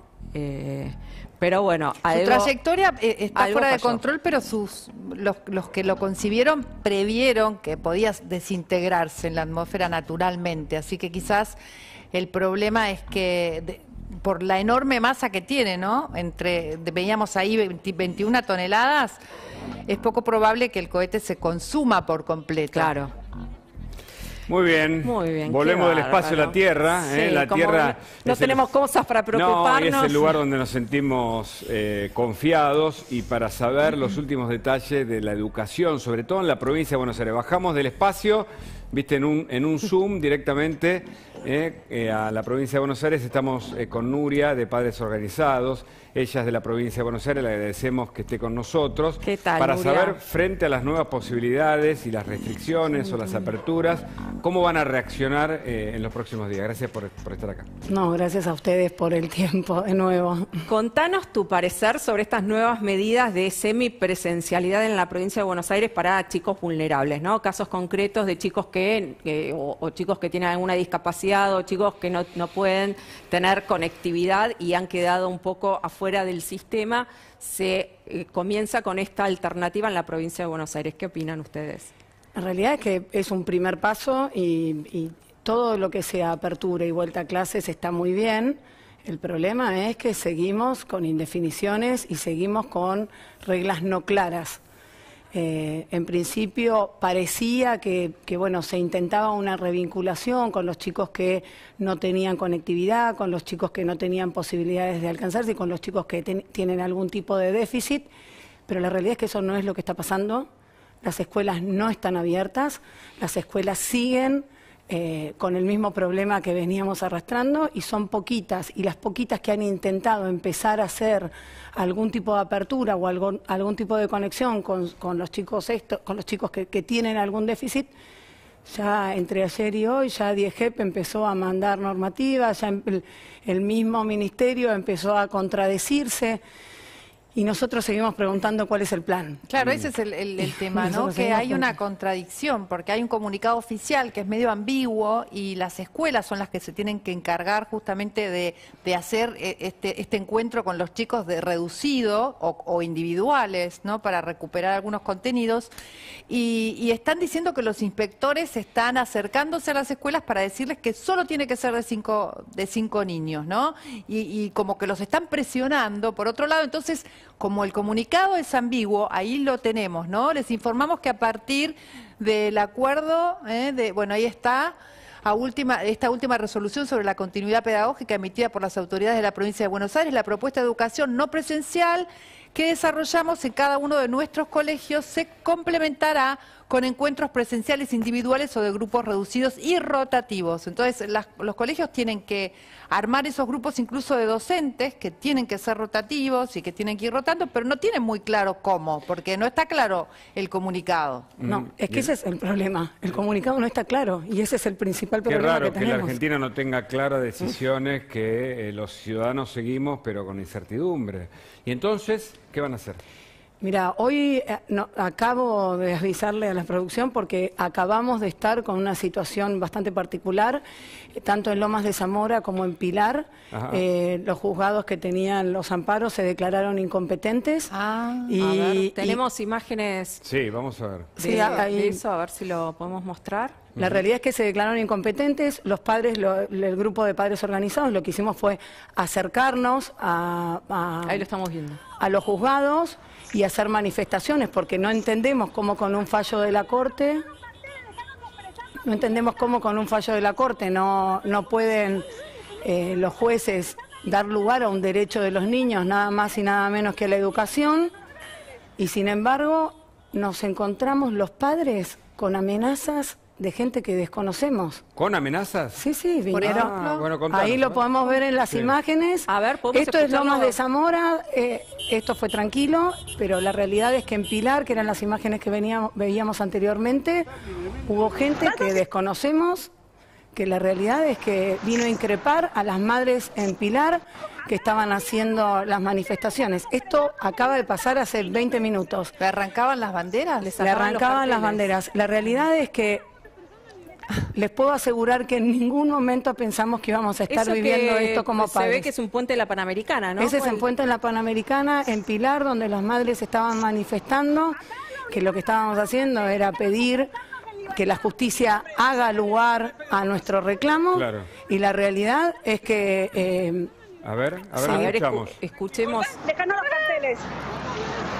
¿Vas a generar un accidente, boludo?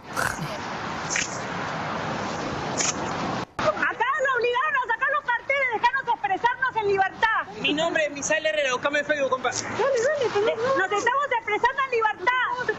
Dejanos los ¿Quiénes carteles. son? ¿Pensás que me importa? La realidad es que conocemos, esto acaba de pasar hace 20 minutos en Pilar y estamos, anticipo, entonces, por un lado, asustados La realidad es que nosotros nunca pensamos que íbamos a estar en esta situación, no queremos estar en esta situación. Nuestro camino fue siempre un camino de diálogo y la realidad es que no entendemos, no sabemos jugar este juego de presiones. Nosotros somos madres y padres y lo único que estamos pidiendo acá es el derecho a la educación de nuestros hijos. ¿Les da miedo que jóvenes así, no lo veo encapuchado, pero por suerte lo pudieron registrar, no sé de parte de quién vienen, actúan contra ustedes?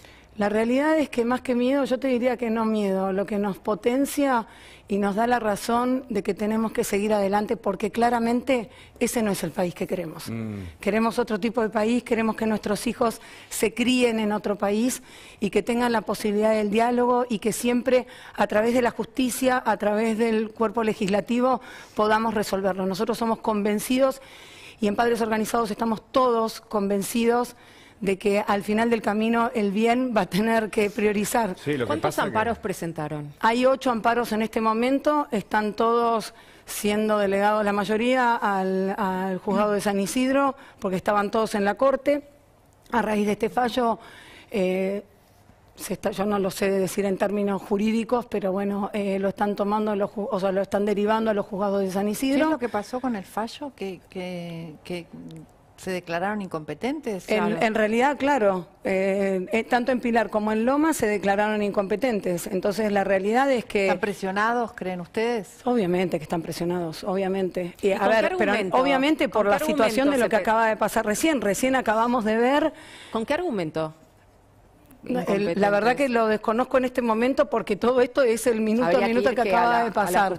Pero la incompetencia es porque ellos consideran que no es un tema de que puede tratar el juez al cual se le atribuyó. Esto nos pasó también en San Isidro, que es 5 jueces se declararon incompetentes. Claro, claro. Entonces, ahora, claramente hay una justicia obediente que parece responder a intereses más bien políticos. Mientras tanto, ustedes son amenazados por jóvenes que no, van por propia voluntad o son mandados, de acuerdo a lo que están analizando por las amenazas. La realidad es que hay gente que cuando vio que estábamos ahí, se acercó y nos empezó a increpar. Lo que digo es, nosotros no nos van a amedrentar, no es que no... El mensaje que quiero transmitir es que desde Padres Organizados nosotros entendemos que el único camino es el diálogo y la justicia y la ley. Y entendemos que el presidente, cuando dicta un DNU, está dejando afuera los derechos que son constitucionales de nuestros hijos. Claro. Entonces, ¿por qué por qué levantamos la voz? ¿Por qué nos acercamos a los medios? ¿Por qué hacemos acciones en redes? ¿Por qué nos agrupamos en cada uno de los municipios? Hoy Formosa acaba de dictaminar que las escuelas vuelven a ser lugares de... ¿Confinamiento? De confinamiento. Las escuelas. Claro. En Formosa. Claro. Sí, mostramos el otro día cómo se llevaban una persona de su casa que no quería aislarse, se lo llevaban a un camión, en un camión. De nuevo... ¿Y lejos? Sí, de nuevo puede empezar a preocupar ese tipo de acciones. La pregunta que hay que poner arriba de la mesa es qué es lo que quiere y qué es lo que está buscando o qué es lo que se necesita para la educación. La educación es un derecho constitucional, es un derecho elemental y lo acaba de decir esta semana la Corte Suprema de Justicia y además declaró que digamos, todos nuestros hijos, todos los niños, niñas y adolescentes del todo el país tienen que tener la mayor cantidad de educación presencial posible. Lo dijo la Corte Suprema. Sin embargo, el mismo gobierno a través del INADI está impulsando una campaña para que la gente denuncie a los colegios que quieran hacer presencialidad. Miren esto porque es indignante. El INADI es el organismo para luchar contra la discriminación. Sin embargo, está impulsando esta campaña que dice: familias, si el colegio presiona para que se vuelva a la presencialidad o si no garantiza las clases virtuales, pueden llamar al 168. Sí, pero ¿sabes qué les pasó al INADI? Se van a encontrar que hoy estamos todos reclamando por el derecho a la educación. Fuimos al INADI. ¿En el INADI? Y estamos reclamando. Y si están, hay un ¿Quién derecho... los va a recibir en el INADI? ¿Los mismos que hacen esta campaña? Los formularios los podemos presentar. Somos todos ciudadanos y deben dar alguna Bueno, la Corte Suprema documentación. se expidió claramente y hay clases y las jurisdicciones son responsables del dictado o no de lo que le corresponde a su nivel. Regazzoni, tu mirada, la última pregunta sobre este tema, sobre las clases. ¿Presencialidad sí o presencialidad no? Es una gran pregunta. Desde el punto de vista epidemiológico depende ¿Tiene miedo, de los niveles.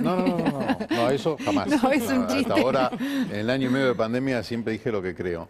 Y no lo que la gente por ahí quiera escuchar, sino lo que conviene.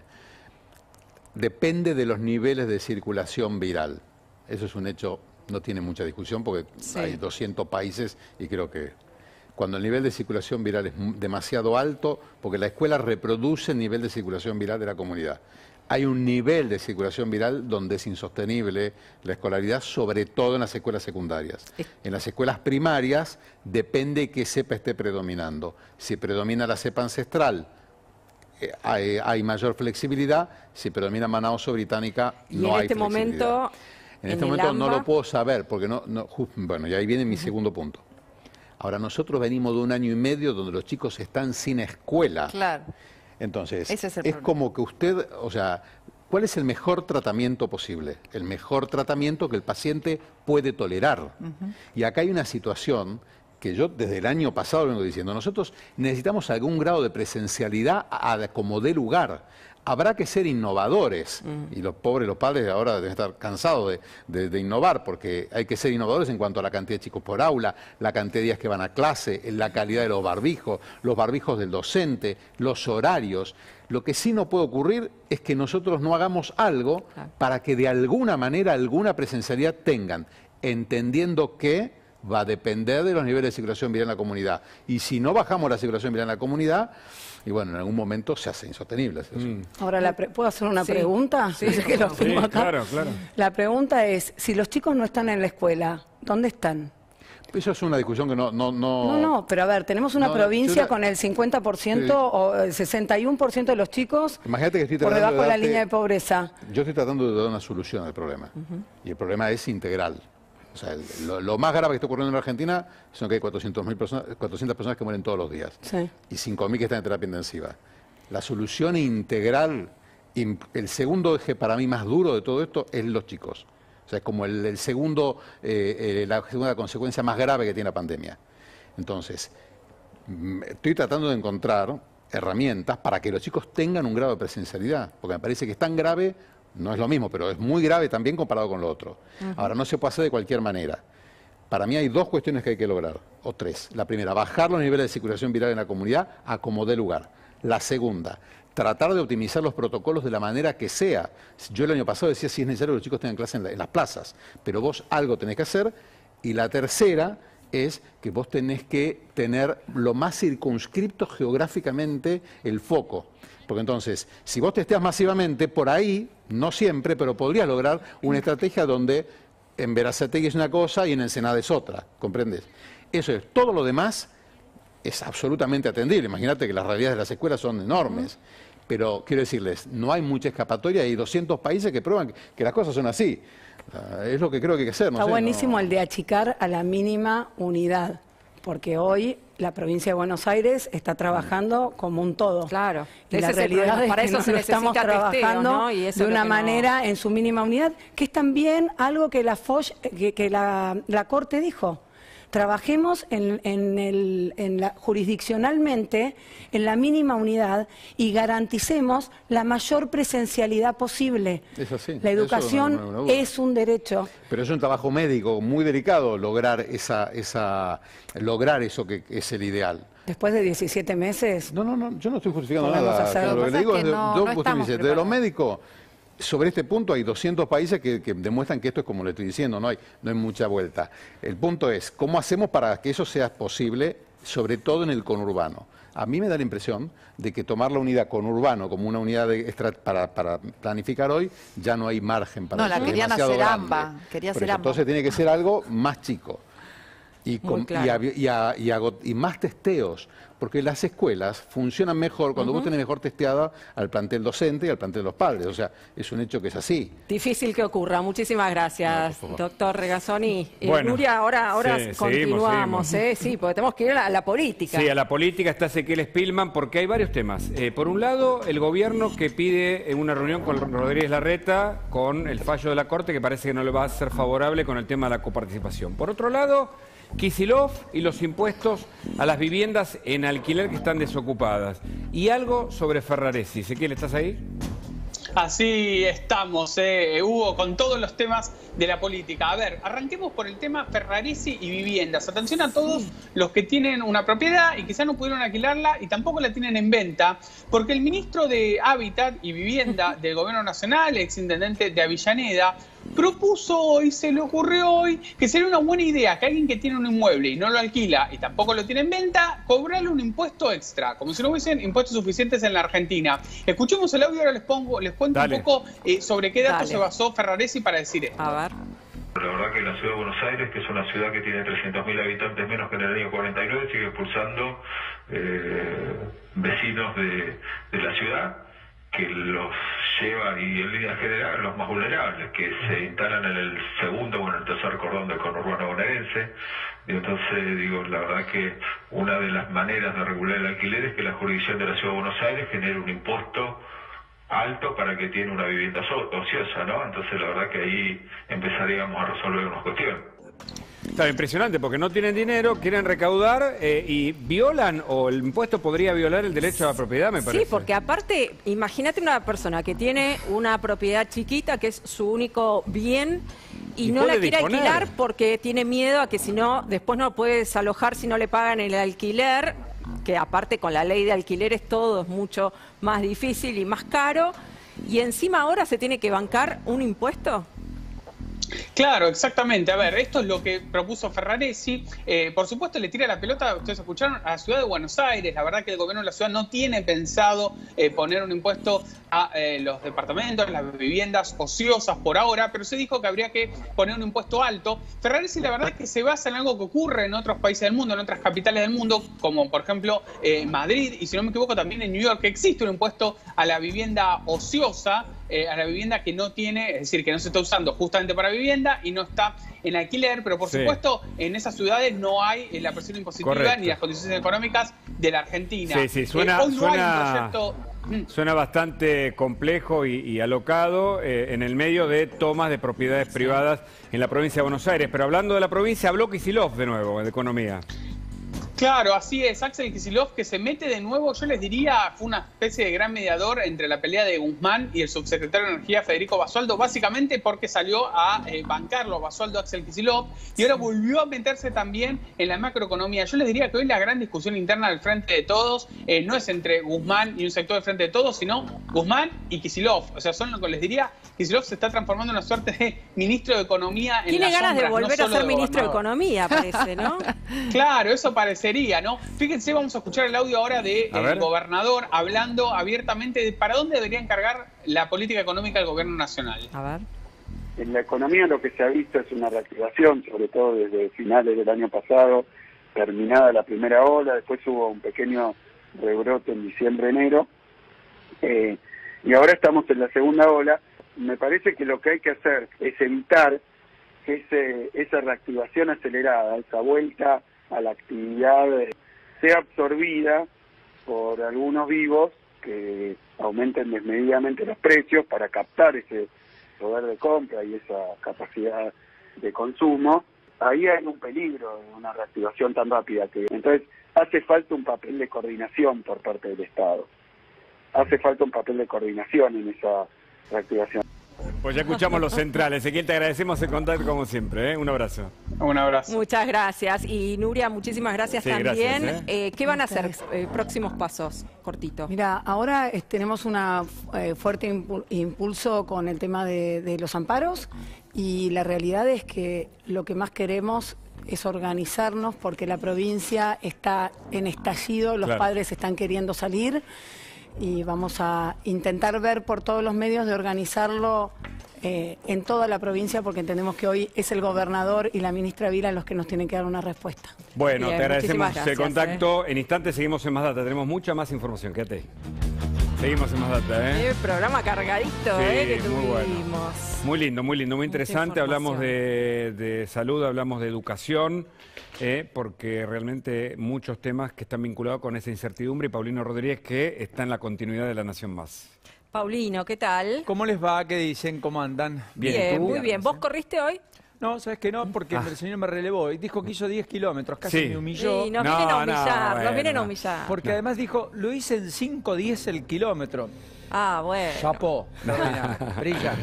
Bueno, lo que pasa es que hay que entrenar, lo recomiendan los médicos, hace bien, es importante, contrarresta todo lo que está pasando y que nos afecta claramente por los decesos, por los contagios, por la situación de la salud pública en general, ¿no? Así que contra eso me parece que vale la pena. Y por si te cae un cohete chino en la cabeza, ¿no? También qué dato, ¿viste, Paulino? ¿Qué del cohete? Pónganme en auto, pasemos limpio. ¿Viste? ¿Por dónde anda? ¿Pasó por la Argentina? Está orbitando, no se sabe dónde puede caer, parece en la costa de Chile.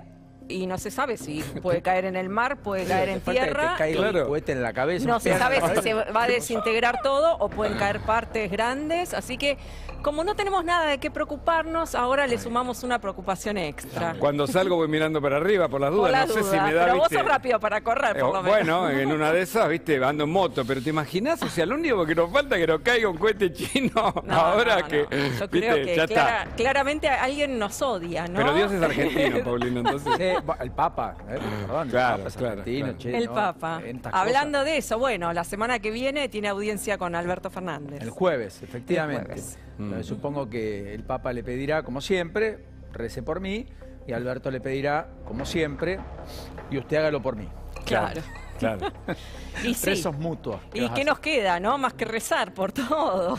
¿Qué sé yo? Esta idea de peronizar todo, ¿viste? El Papa peronista, ¿ves? Le gusta. Biden, peronista, todo. Juan Domingo Biden. Sí. Soja peronista, casi La $600 soja. otra vez. Sí. ¿No? Pero el asado no volvió, ¿eh? No, y la heladera Es llena verdad, tampoco. el asado no es peronista. El asado no estaría siendo de la partida. Yo creo que se convirtió en vegetariano, pero no importa. Bueno, no estaría mal, ¿eh? Yo que soy vegana te recomiendo. ¿Sos vegana? Sí, qué claro. dato, ¿viste? La tenía. Yo no sabía ese dato. Bueno. ¿En serio que sos ¿Desde cuánto tiempo Hace atrás? 6 años. ¿En serio? Sí. ¿Y te lo llevas bien? Súper bien. Nunca me sentí mejor que cuando dejé de comer carne, es la verdad. Wow. Qué Más desafío. allá de, claro, más allá de ¿Pero y cómo incorporás proteínas?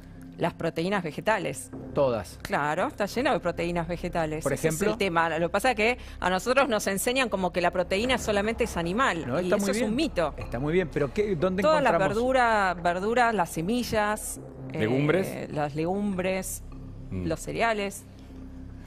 Es una alimentación súper completa, no se Hay necesita una comer tendencia, carne. me parece, Guada, ¿no? De Mundial. hecho, Y una etapa en donde la carne. Levantador de pesas que sí, ganó, bien documentado. que ganó Buenísimo. los Juegos Olímpicos de Río de Janeiro, los últimos Juegos Olímpicos, el levantador de pesas, que levantó como 500 kilos, es vegano. Hay un documental muy bueno, producido por Jackie Chan y Arnold Schwarzenegger, que Sí. habla de eso justamente, y que el cambio de dejar las carnes en verdad, claro, porque es cultural. ¿Viste como los cultural. fumadores que fumaban en las películas? Hay muchos deportistas que se están haciendo Claro. veganos. Bueno, el tenista, ¿cómo se llama? A ver.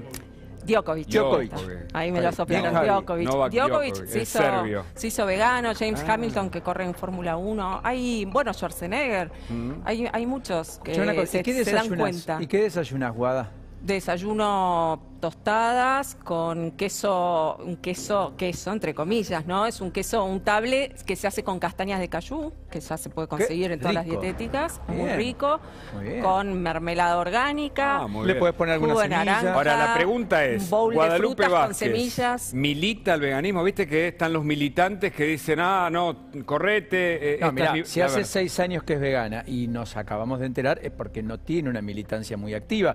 Simplemente es un modo de vida que No, ha yo incorporado, entiendo ¿cierto? que hay un tema cultural importante y que es un cambio gradual y que no sirve estar atormentando a toda la gente que come carne porque, bueno, forma parte de una forma de pensar que todos heredamos, ¿no? A mí también me educaron a comer carne, me gusta comer carne, no es que no me gustaba la carne, me encantaba comer carne, pero defiendo los derechos de los animales, el derecho a la vida que tienen todos los animales igual que nosotros, por lo cual entendí, me informé y vi que no era necesario para tener una vida saludable. De hecho, es más saludable no comer carne porque bajan los riesgos de ciertos cánceres, las enfermedades cardiovasculares, o sea que es todo ganancia. Mirá qué buen bloque hicimos de salud. Yo que en la cabeza tenía el asado de mañana a la noche.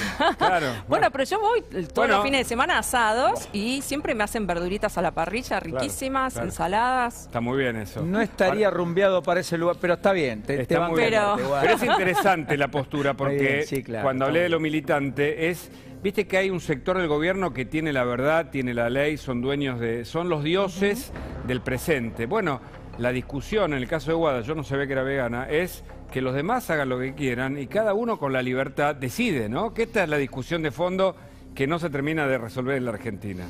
La libertad. La libertad, ¿no? Bueno, lo planteó Díaz Ayuso en... Ayuso no. Díaz Ayuso en Madrid, ¿no? En su discurso cuando ganó. La libertad implica el respeto hacia la diferencia, ¿no? Díaz Ayuso, una prominente figura política de 42 años, madrileña, ex periodista, que definitivamente además tiene mucho de muy buena oratoria, como habitualmente ocurre en España, y que está corriendo con libertad como emblema y por el centro a un gobierno debilitado, resquebrajado y que por ahora no asume ninguna de las culpas en la derrota que eyectó de la vida pública y política el propio Pablo Iglesias, el vicepresidente que fue el candidato del gobierno en la propia Madrid. Aliado del kirchnerismo, ¿no? Por supuesto, claro, Alberto se sacó la foto con él cundo estuvo la última vez. Sí. ¿Se la sacará ahora, la semana que viene? Que dijo que se retiraba de la política. Pero igual se retira de encargo, pero va a seguir pero viste en la política partidaria. Yo creo que ahora Alberto no se va a querer sacar la casa de Pablo Iglesias, la mansión, son comunistas pero son ricos, ¿viste? Viven como muy interesante, ¿no? Como aristócratas. Lo que yo digo, no lo que yo hago, digamos. Claro. Si miramos puertas adentro. Buen Chicos, programa. Disfruten. Así es, nos dejamos con toda la continuidad informativa en La Nación Más. Nosotros nos reencontramos el lunes a las 13 con más data. Chau, buen fin de semana.